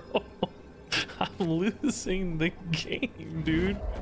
Okay, that actually saved me. That's enough to win. I'll win by here and I'll win to 6 here. Okay, dude, that was terrifying. Dude, we almost lost. Oh, Jeffrey the bot, man, you almost got us, dude. Almost got us. How's the learning here for this game? I think pretty easy to start, honestly. Really, no. Dude. That's 11. Oh my god, the bot boomed me with the freaking deathlock, dude. No! Oh my god! It's a god bot. Oh. Wow, dude. Go bot. Yeah, as I was saying, I think pretty easy to start, but I think honestly it gets really complex. I've seen a few people saying the game doesn't have any depth, which I think is actually the opposite. I think that's a mind-boggling perception to have. I think the game has an insane amount of depth because every game is different. Every game, as you can see, the locations completely change how the game is being played out, which means you have to constantly be on your feet. You have to always be thinking, ooh, this could be really nice. You have to constantly be thinking, like, how am I going to win this game? How am I going to win this game? Like, for instance, this pops up. Okay, Green Goblin helps me win the game very consistently here. Maybe we snap. Maybe we double the stakes. The opponent is like really heads up, by the way, since I did snap so confidently. They might play a card here. I've tried to do this a few times and it's only worked like 1 out of 5 times, so I don't know if it's a good play or not, but they like Space Throne opened, I snapped. They might think, oh, he's gonna goblin me on Space Throne, I better play on Space Throne to be safe. But then, you know, if it backfires, of course, it's probably really easy to beat like a Moon Knight or whatever on Space Throne. So yeah, they retreat. Victory.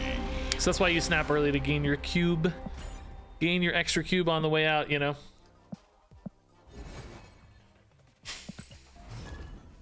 Did they unscrew the monetization / card gathering? Well, it depends on what you mean, I guess. The really, really garbage Nexus events are gone. Thank God, or I wouldn't be playing.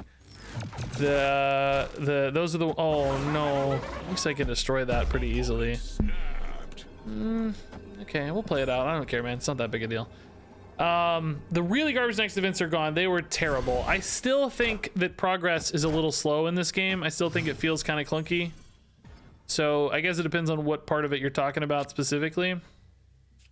Whether you mean the crazy bad Nexus events or you mean like just, oh God.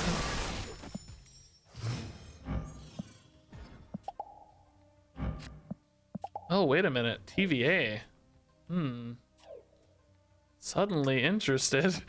Wait a minute. TVA. That's, I feel like I have a decent hand here because I can dump a lot of stats next turn. And they may not have a lot. I don't know. Let's see, man. Okay, this negates that. All right. Time's up. I mean, 6 and 5 is really nice. I think I might win this, right? I'm not gonna snap because they may stack one place and win really hard, but oh, Carnage only goes to 7. No, dude, I've never been this countered in my life. This guy every play, the free Hobgoblin into the perfect armor, into the perfect freaking Carnage, dude. Actually just perfectly countered in every step. Payout Gamba. I didn't do the Gambas. I don't know. A mod must have done it or something. All right, so we know the opponent has Carnage. We know they have Hobgoblin. We know they have a lot of annoying cards. We know they can destroy our goblins. We can destroy their goblins. This feels a bit like a mirror match, I think. Wonder if they have a Killmonger or not. I'm gonna hold this because they may be playing goblins that I need to clear off later. I'm just gonna hold everything actually right now. I don't think we need to do anything just yet.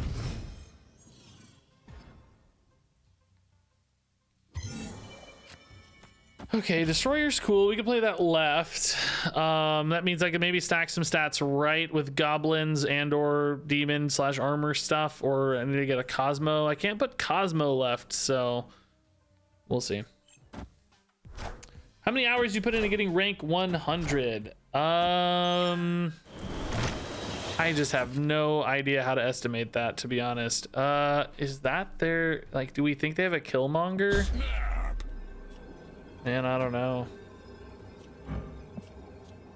They might. If they have a Killmonger, this is maybe an overcommitment, but otherwise we're probably okay. If I go here, they might want to put a goblin here.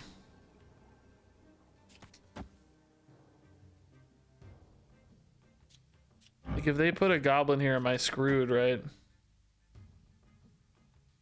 Maybe we wait, because we can play all these next turn anyway.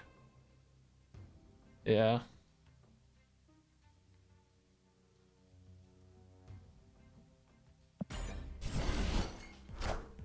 Goblin. Okay, I mean, I'm still screwed. Why did I play the armor if I was worried about the goblin? I think I meant to play the hazmat so that I could eat this away later.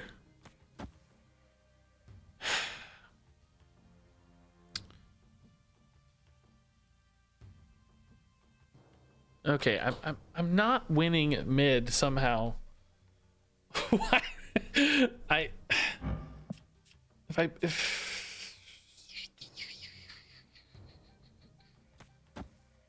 I put this here, they can't destroyer this. They can destroyer mid, which leaves them with... Yeah, I'm not going to win mid. Oh my god, why are these destroyer games so hard on my brain? I can never figure out where people are going to play destroyer. They play a Cosmo here, I'm so screwed.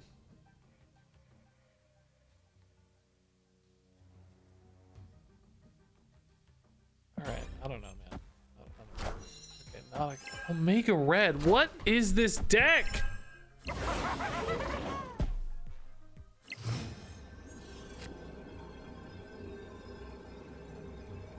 So if I destroy her here, I win left. Do I win right? I'm only ahead by 7. I destroy her here, I always win mid, right? Well, they can play destroyer here. I'm still losing, right? There's no way for me to win this game. How am I losing? Only if they play destroyer here and we tie here, but then they win mid by more because they go, this gets destroyed, that's 6. I'm just losing, man. I'm just losing. New location just dropped. Oh, really? This deck is just better positioned. I feel like they have better destroy targets. Mine are all these like garbage disruption cards as opposed to actually just Bucky Barnes and stuff that's adding legit stats. Oh, hey, the Daily Bugle. Get the scoop on your opponent. Get a copy of a card in your opponent's hand. Okay. I don't know how to use that exactly, but cool. Hey, we're going to buy this Pixel variant because I want to collect a full Pixel variant set. I don't really love this one, but it's a little funky, but we'll take it. How do I know he has this rare? I don't, just what the deck is built around, so you kind of have to respect it. If he doesn't, he has some other, you know, potentially good combination of cards. No reason to risk cubes without known information. There will be plenty of games where we're at an advantage where we don't need to risk cubes, right? I'm just thinking, is there any way for us to use Daily Bugle to our success? I don't think so. Also, I'm not in love with this deck. I feel like I don't like this deck that much. This deck is one I climbed a lot with. Maybe we should play this deck instead. Captain Marvel was really, really cool in this deck, and I like Doctor Doom a lot too. Let's play some Death Marvel. That deck was cooler. Death Marvel. Yeah, KDP, Deathlock's awesome. Deathlock is really important for destroy decks. Deathlock and Carnage are often your big heavy workers in destroy decks before Venom, because Venom is really far along to get. Venom takes forever to get, so.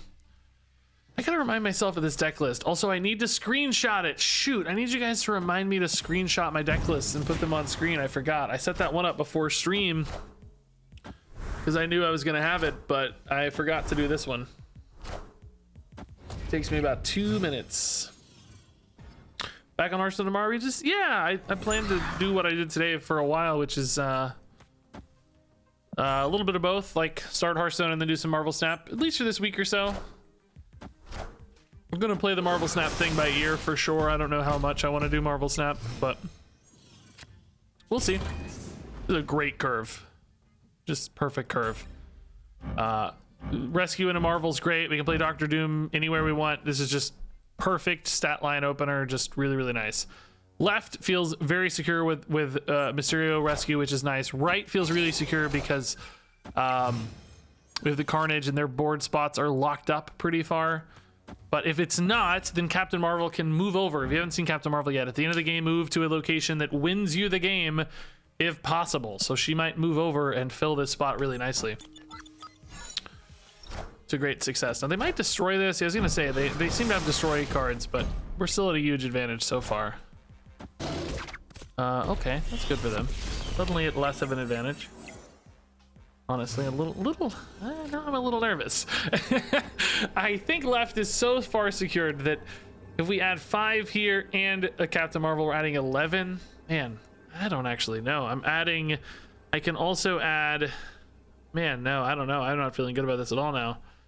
I might be better off playing a Shang-Chi.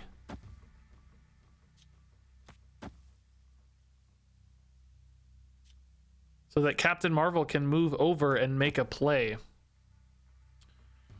That'll put me at 2. He's at 4. Captain Marvel will move over another 5. I'll put 7 there. Yeah, I think this is a better play. Put the Nova here in case it matters for the Marvel moving over, because it wouldn't matter too often, but it just doesn't add a lot of power there because of the sewer system debuff. I think this is okay. We'll try it out. They reveal first too. Oh boy. That's not good. That's both bad. I lose. Man. Dang, dude. Captain Marvel's 1 shy of making enough buff. Dang, Hobgoblin's brutal, man. Ugh. 1 point off. She could have moved here to 16, but not 17. Dang. Close. It's tough. Could have maybe thought about the Killmonger. I mean, we knew they had the guy. Maybe should have thought more about Killmonger. It was just only preemptive. It didn't address anything else. Could have buffed my board though with the Nova. Might have been worth it. Might have been worth it. All right, here we'll hold Angela. This is a long game. We have plenty of energy to spend throughout the course of the game, so we can be a little bit more patient with our plays. Make sure we're maximizing every card's opportunity. Make sure every board spot is fully utilized, because sometimes in these long games from Limbo, you run out of board spots before you run out of mana. So you got to be a little bit careful. We can do things like play Hood over the top of the Angela here, and then kill it off with Killmonger, so that we net 1 extra bonus on the Angela. Would be pretty nice to win this Asgard, honestly, but it's gonna be tough. I just don't have a lot of ways to add stats here quickly. We could try the Demon, might be enough, but if I want to eat this later with a Carnage, you know, we could just do this, try to win this and get some extra cards, since this is a long game, right? But then if I put the Demon down, the Killmonger is gonna whiff. It's gonna eat the Demon. You know, there's a chance that that alone is enough to win this. They might think they're pretty well secured, and then 4 might be a pretty big swap. Let's try that. I'm gonna be greedy here a little bit. Yeah, that can't be 4, whatever it is. 3, okay, nice. Yeah, just enough to win, but without messing up our Killmonger line. That's pretty good news. Ooh, we even hit the Nova for the Killmonger. Very nice. So now we get to buff Angela twice while also clearing off these stats. Angela gets bigger as you play cards, of course. Oh, I can even put down, hold up, I can even put down Demon first because there's armor there. Wow, even better. It goes to 7. Really nice. Okay, next turn I can play Rescue to get her stats rolling, and then I probably finish on Captain Marvel. Maybe I finish on, oh, that doesn't matter to me. Never mind, that's fine. Totally fine. Okay. So they're pretty clogged up on mid, and we're still ahead. If I don't play Rescue now, I never really get to play a buffed Rescue, right? Next turn, am I gonna play like a Doctor Doom here? I hate that I'm kind of floating mana, but it actually doesn't matter. I have space for Doctor Doom and Mysterios, right? We're winning the least here, so I think I put the Mysterio here. I guess there's a risk of Hobgoblin if I play Mysterio. Hobgoblin could lock out one of these positions, but I can't really play that well around a Hobgoblin anyway.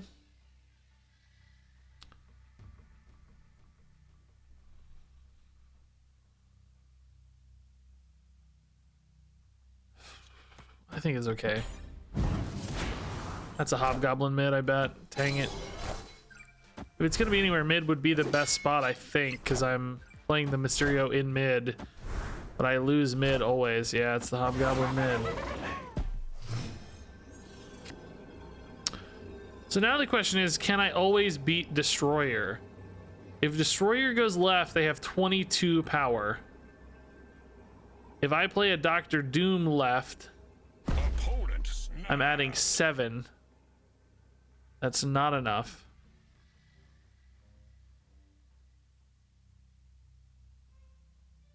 21. If I play Captain Marvel left, I'm going to 22. But then I tie because I'm not playing anything on the rescue. They play Destroyer right. If I play Doctor Doom, well, do I always play Captain Marvel? It doesn't matter here though. It never beats Destroyer left, but neither does this.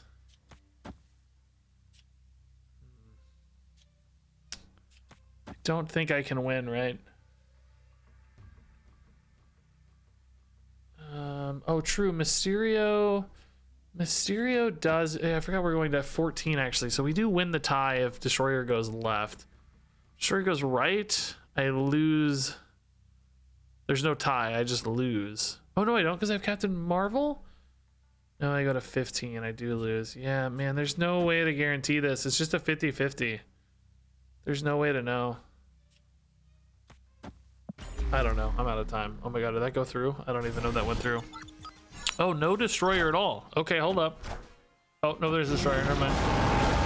For plus another card. The 6 still. I forgot about the 6-drop guy. Oh my god. Yeah, we lose by 1, man. That Hobgoblin.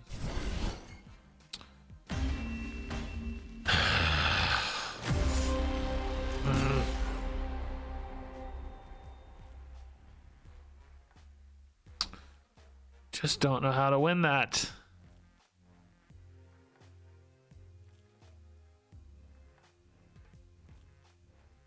I can try to silence off the armor to win mid if I went for rescue instead of Enchantress, but maybe I'm better off going Enchantress mid. I mean, it would have worked out really nicely because it would have denied the Hobgoblin, it would have worked out like doubly well.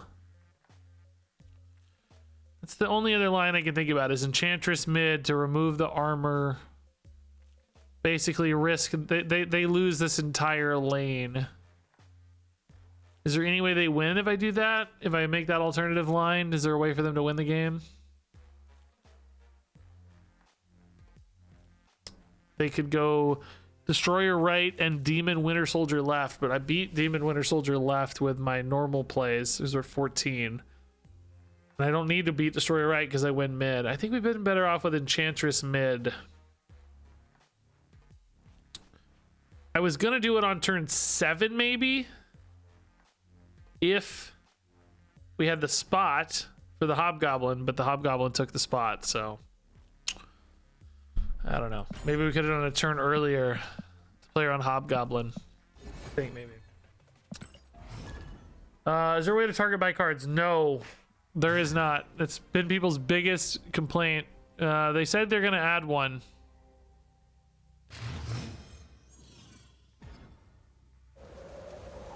They said they're gonna add some kind of system to do that.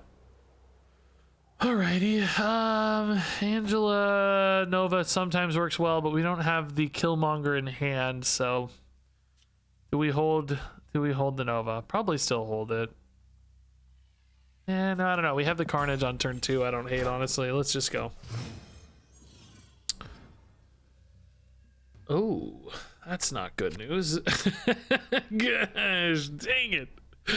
Well, have fun with your Nova, Dan. Good luck, buddy.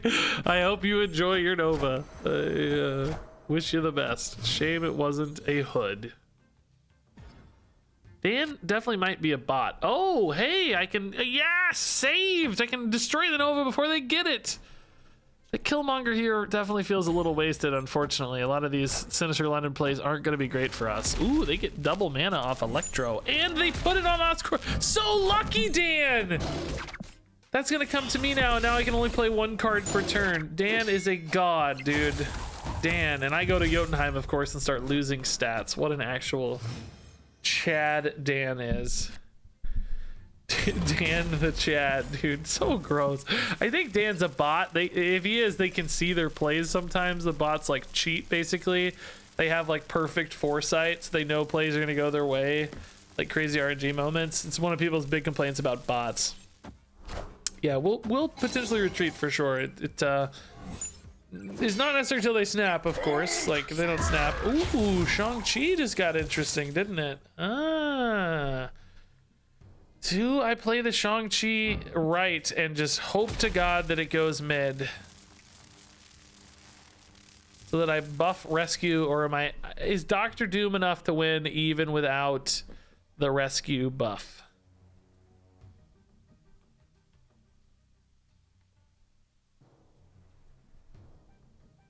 What do you guys think? Do I take the insane 50-50? I mean, if I do that, I do actually lose a spot for Doctor Doom anyway. I think we'll be okay. I think we'll be okay without the rescue buff. We're already ahead by quite a bit here. Doom still adds another 7. 21's a lot when half their board is already occupied by garbage. Yeah, Deathlock to destroy my Electro. The problem is I don't really have 2 cards I want to play on a future turn anyway together. Like Shang-Chi, Carnage isn't great. And I'll be playing Doctor Doom anyway, so let's just do this. It's fine. I'm not going to take the high roll. I'm not going to take the high roll or the high road. The opponent just completely skipped their turn. Does that mean they're just playing Infinite? Wow. I'm adding 10 power to both places. If they do play Infinite, I just lose. Is Dan really playing Infinite? Dan, I honestly don't care about my rank. I just want to see if this freaking robot is a cheater. And if he's a robot and if he's playing Infinite. I'm probably going to lose this, but I'm doing it knowingly. I'm sacrificing cubes because who cares? It's Infinite. I cannot believe it, dude. Dan is a god. Dan is an actual god among men, dude. Dan with the freaking plays, dude. Cannot believe it. Dan, I don't really know for sure if he's a bot, but I think he might be. Definitely red bot a little. Base name. Portrait didn't seem very bot-like, but I don't know. The clutch Electro. Electro was a good play for them either way. It didn't really matter, but. All right, guys, I'm gonna go in about 10 more minutes. I was hoping to get another good few games of this deck, but I don't think that's gonna happen, unfortunately.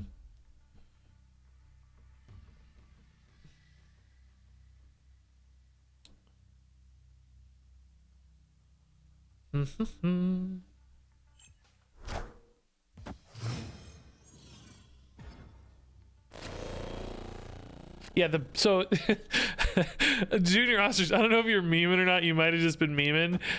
You say, why are your bots the best and my bots are garbage? Yes, good meme if so. Like, yes, streamer complaining about the bots. But there is actually a scale to the difficulty of the bots. They play different decks and they do different stuff depending on your MMR and stuff. They scale up with the player. Thankfully, because people would be really mad if the bots were cheating at rank 20 or something. You know, like, screw you guys. I hate bots. Oh my. Thankfully, Killmonger's gonna fix that, but what an annoyance. All right. In case they try to play a Goblin here, I'm happy to fill up the... Oh, actually, I'm going first, though, so it won't matter. Never mind. Goblin's still annoying.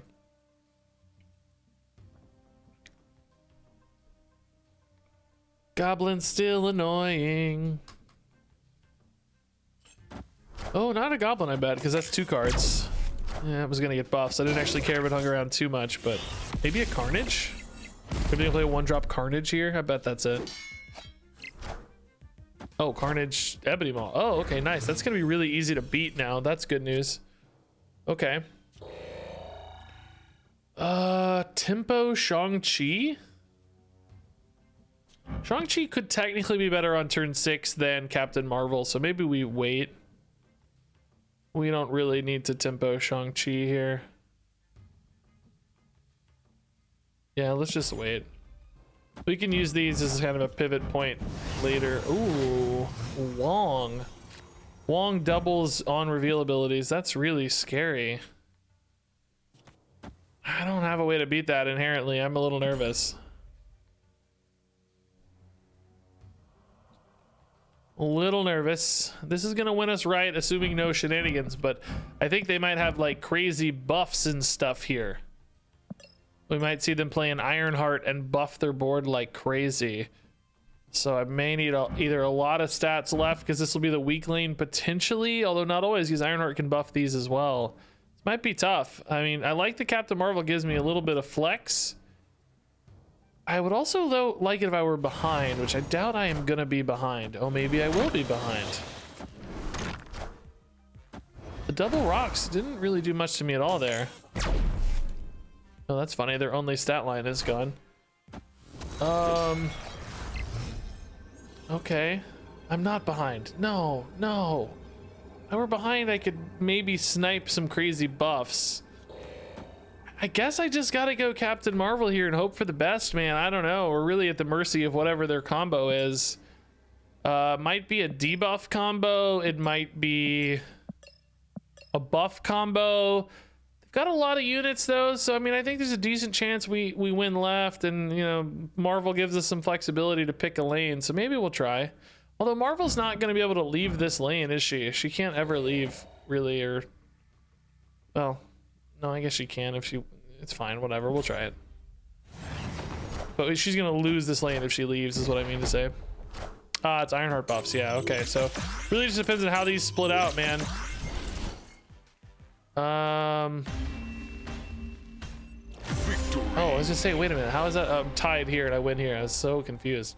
Wow, I thought Marvel was gonna move and win, but we won anyway because they won by 1 and we won by 2. Jeez. It's like, why isn't Marvel moving? Move! Move, you idiot, Marvel. Killmonger absolutely carried that game, by the way. That Killmonger was nuts.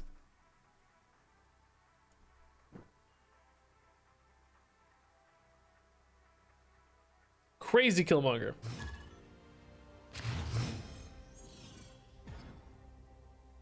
Mindscape. Okay, okay. They might get something good, but nothing too crazy. Doctor Doom would be the play they'd be excited about, I guess. Alright, that's a nice draw. Captain Marvel would love to play on 5, yep. Oh yeah, same opponent. So we should expect Wong shenanigans, which Enchantress might actually be able to shut down pretty nicely if they go for Wong. I'm gonna have to give up the Captain Marvel though if I want to play Enchantress, so we'll have to see what feels worth it or not. I need a destroy card, man. Oh hey, Daily Bugle. Oh dude, that was a sick animation. It showed Ebony Maw in the animation. That was really cool. Oh, dude, that made me happy. I like that a lot. This is gonna get destroyed if I play it pre-Killmonger, and if I don't, I think this would be their Wong lane, right? Because they're gonna want more space. I could maybe just say 12 is enough here, and then actually 14 with buffs. Kind of cool with that logic, honestly. Yeah, let's play them all. It's probably gonna be one of the bigger stat lines I'm gonna be able to accrue this game. Oh, their Maw's gonna die too, which is a nice stat bonus for us. That's cool. Could theoretically keep this Widow's Bite so that they're unable to utilize the Mindscape as well, you know? I think that's kind of a neat idea, isn't it? Like, I'm gonna have fewer cards. I'm not gonna draw something really good like the Doctor Doom for them to use. Doesn't that make a ton of sense? Oh wait, why did I decide that Ebony Maw was gonna live? I thought I decided he was gonna live. How did I decide he was gonna live? Why did I think Ebony Maw was gonna live? Did I just say it was free to play? I mean, I think it's a net advantage for us to play Killmonger because I killed their Ebony Maw. Right? I think it's fine. Oh, their Wong actually goes mid because they don't want me to play an Enchantress. Interesting. But I'm killing my Maw, so I still can play an Enchantress there. Am I revealing first? Yes. So I think Enchantress is definitely better than Captain Marvel. It is going to leave them with a Captain Marvel, though. Am I really that worried about their Wong if they don't have their own hand? They're going to have this garbage plus some random top deck. Is there one random top deck going to be worth it for them, you know? I would say no, right? On average, no. So why Enchantress if they're not going to have that hand anyway? Oh, you're right. They won't get a top deck. Oh, you're right. Widow's Bite means they don't even get a top deck, so I know exactly what they're going to have. Oh, yeah. Let's do this. I think we're fine. He's at the start of turn 6. They draw after, so the Widow's Bite will prevent them from getting a new hand, I think. Yeah, I like this. If they have like a crazy play here, it might be a problem, but otherwise I think we'll be okay. That's pretty crazy play. Dang. Okay. So we know they have Enchantress and Shang-Chi. I certainly don't have to play around Enchantress. Oh my gosh, I'm at 11 here, so we're pretty secure here, but if the Captain Marvel wants to move, it might be nice to have one more unit, huh? Man, this destroy hand is actually really bad for me. Ugh. I feel like it's gonna be tough to win right. Because Marvel's only 5. That pushes me to 11. So I'd have to play something for 3 to the right. I mean, I could definitely still play like this.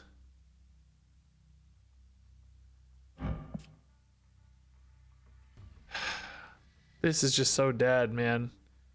If I'd stacked my stats better, I could have used this Carnage. I mean, I didn't know I was getting a Carnage, obviously. This basically allows the Marvel to be flexible while still... Oh, you know what? I should probably do it the other way around, huh? So this way Marvel can leave, and then if she gets buffed to 7... But that's still not enough. 7's 13. Oh, boy. There's really no way to know. I think this gives Marvel the most flexibility, basically.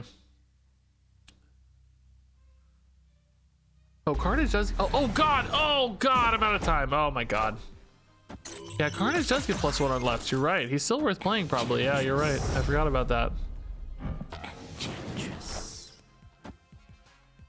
But we're fine anyway. It doesn't matter. The buffs hit right and hit... What? Oh, what did the buffs hit?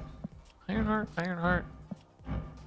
What else got bigger? Oh, this got bigger. All right, well, that worked out. That was weird. Yeah, you're right. Yeah. Carnage was still a net 1 on left. I guess it changed the odds of the Ironheart a little bit in theory. I don't think that had any real impact though. I don't think that had a material downside to change the odds of the Ironheart. So probably still worth.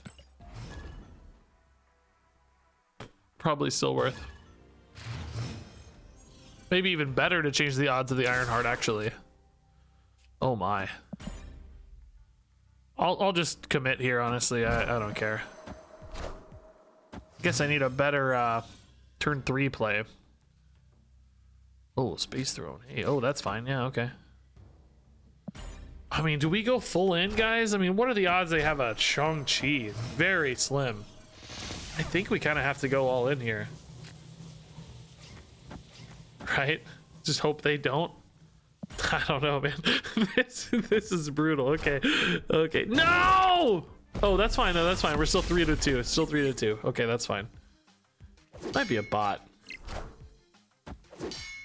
Hey, Tapatito, man. Oh, GG, man. Yeah, I had a hard time with my last turn, but GG, man. We recognized the line. I just didn't execute super well at the end, I don't think.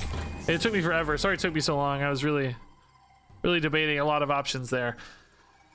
This feels weird. Like, I don't know. I can't really play anywhere, right? Like, if I play here, this is just gone. I can't follow it up. I can follow it up here if I win. If I lose, God, that sucks. But I could arguably just play this here now, I guess, and then play this on 5 and this on 6. That's probably a little better. By the way, it's really cool how this Hulk's black and white. It keeps the modifications. They have Shang-Chi! You're actually joking! Wow. Absolutely insane. I mean, we do too, right? We have a Shang-Chi as well. And now with Limbo, we might actually have a good chance of finding it, honestly. Is Doctor Doom the biggest card I can ever get here, right? Yeah, I think so. I could maybe swing on a Shang-Chi there or something, but I don't think we can do better.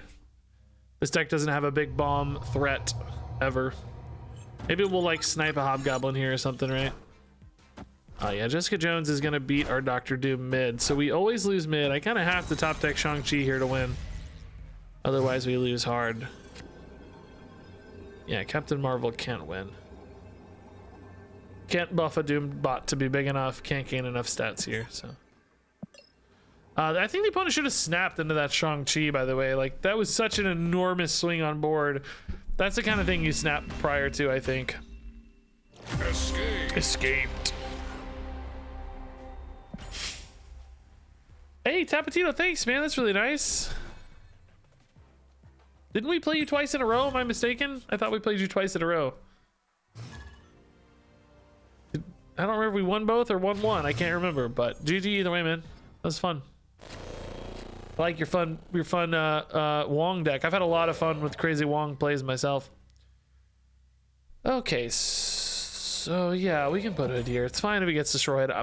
This says your cards played here have a 25% chance to be destroyed, but mine is something like 97. I think mine's just absolutely always bugged. So mine is your cards have a 97% chance to be destroyed. Which isn't terrible for that particular card, but very frustrating on average. Oh, they tried to snipe the Adam Warlock here, but we're gonna tie it. Adam, oh my God, see? Somebody start keeping track as we play this game. Currently we're at 2-0. 2-0. Okay, this is good.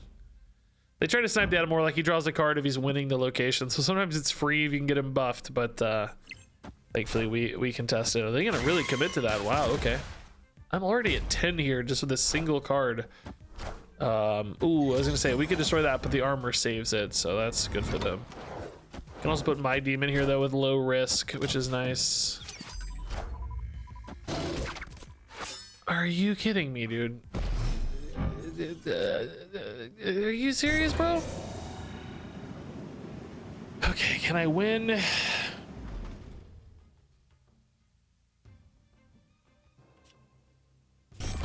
Can I win mid? I'm gonna put a Doctor Doom there probably. I could go Enchantress, honestly, to eat that armor, but I don't have the Killmonger in hand, so it does feel a little premature. I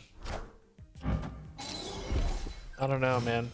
This Captain Marvel can always be really clutch, but I'm not totally sure Doctor Doom's gonna be the best play. I don't know, we'll see.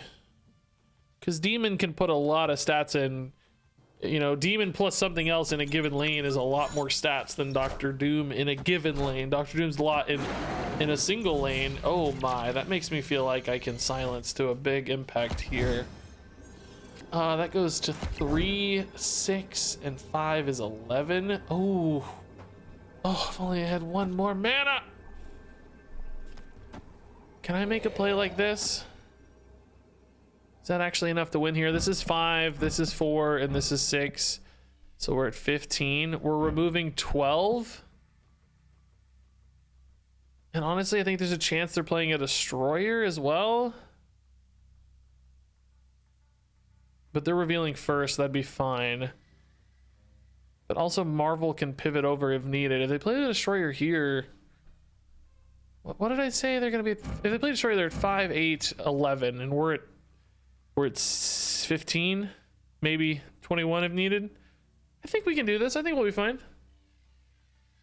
Yeah, let's try it. I'm even gonna snap. Let's do it.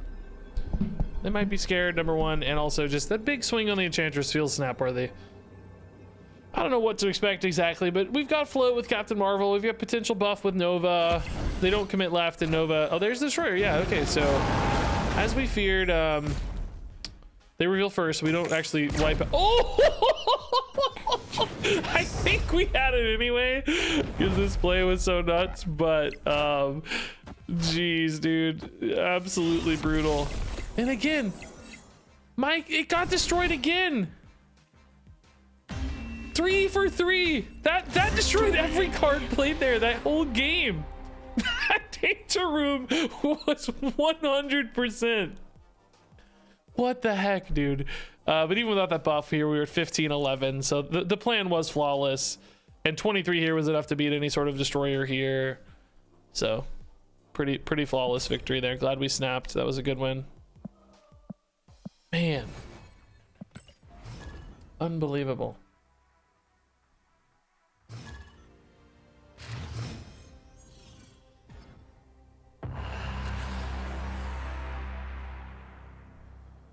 Okay. Ooh, we do actually benefit from destroy effects to some extent, but let's not try to farm that too hard early. Let's just play it straight. That's a hard lane to win sometimes for people, but Captain Marvel can actually snipe that lane really successfully. She can move over there and just steal that. Oh, but they just got a Captain Marvel. Congratulations. Well done. You did it. It's Danger Room again. Oh, that's too clever, man. That's actually so clever. What the heck? That's so freaking clever. Oh, Koye. Man, I really love how it shows you the character in the newspaper. That's a really sick animation. It's Danger Room again, dude. That's so funny. Very clever, sir. Very clever, sir. Collector can get big. I could maybe technically Shang-Chi it later. It's not ongoing, by the way. It's like a trigger-based effect, so there's no way to silence it off. Really worried about their Captain Marvel denying me the win left. But it actually matters who plays their Captain Marvel first as well sometimes. Oh. Oh boy. Because the Captain Marvel's proc in like reveal order, I guess. So his go first. I'm assuming that's Captain Marvel. Yeah, his goes first. So if his moves over, mine will go to follow, I think is how that works. I also have Doctor Doom too, man. I don't know. I feel pretty good about this actually, right? Because if his Captain Marvel moves, he goes to 11. Well, yeah, I feel pretty good about this. I think we're gonna be fine. I don't feel snap good, but I feel pretty good.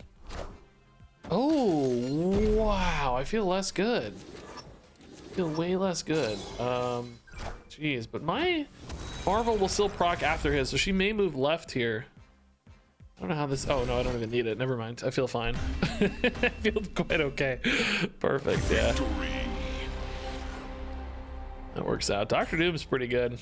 Doctor Doom's one of those cards that's, you know, it's a super Mr. Fantastic. It has a lot of stats, but the fact that they can't isolate into one spot or stack into one spot is sometimes a downside. But if your deck's built right and you have flexibility with cards like Captain Marvel to complement it, then it allows you to create, you know, opportunity across multiple lanes, basically. I love doing the Spider-Mans to each other.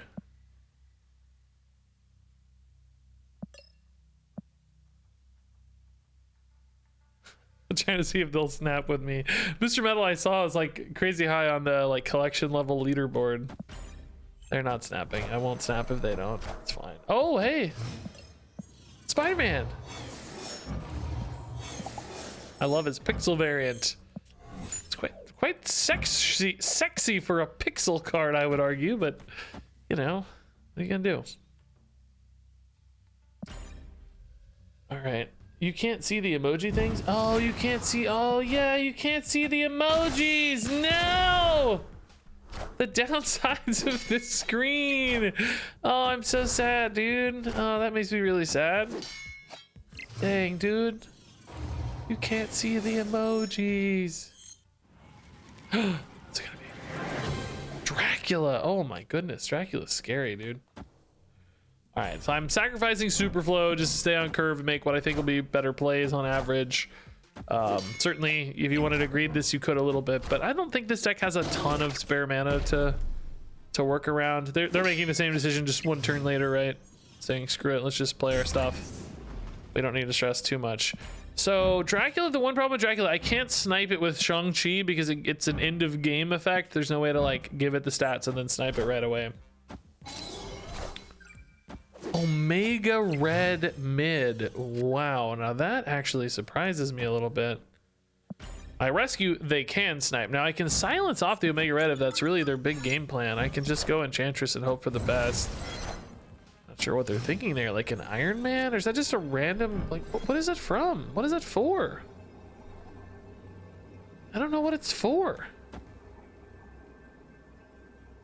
I feel like I can beat it. Maybe they play the Dracula there and try to Omega Red it.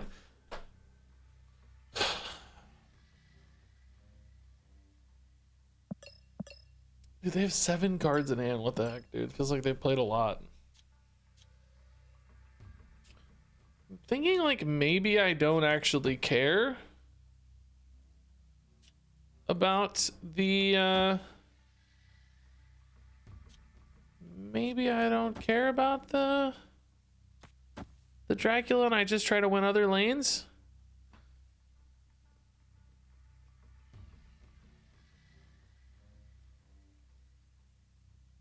I mean, an Onslaught would be pretty gross, I guess. Maybe I could do something like this. Maybe flex the Marvel over here if needed. I hate that I'm floating mana, but I feel like it's a pretty good line. I don't know. I'm not really sure what their plan is. It's really hard to play around all this. The Omega Red was bait.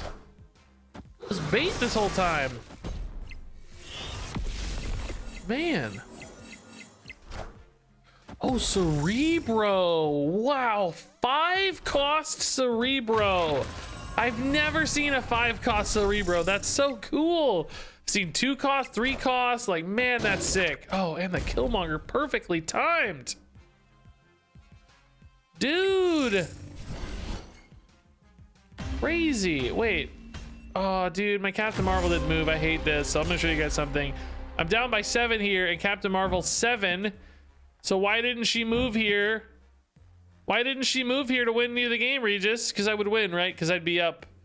Oh, well, I'd be up 11. No, I would still lose. Never mind. She wouldn't win. But also, the other reason, which I was going to explain, is that Mysterio is an end-of-game effect and Captain Marvel's an end-of-game effect. So depending on play order, Captain Marvel will sometimes think you're winning and she won't activate. And then it will be Mysterio's turn and he'll activate and you'll lose, even though Captain Marvel could have won you a game. But I think I lose anyway in this scenario because this would only be an 11 to 14 differential if she moved here for the tie. That Killmonger is what won the game, right? We had another 7 here on the 1 drop. That Killmonger was really clutch there. Good game though. That was fun. I've never seen the 5 Cerebro. That was cool. Very, very cool. All right, guys, I'm gonna go. This has been a fun stream, but I hit 5 hours. I think that's a really good spot to end. Let me see if anybody else is streaming Marvel Snap, and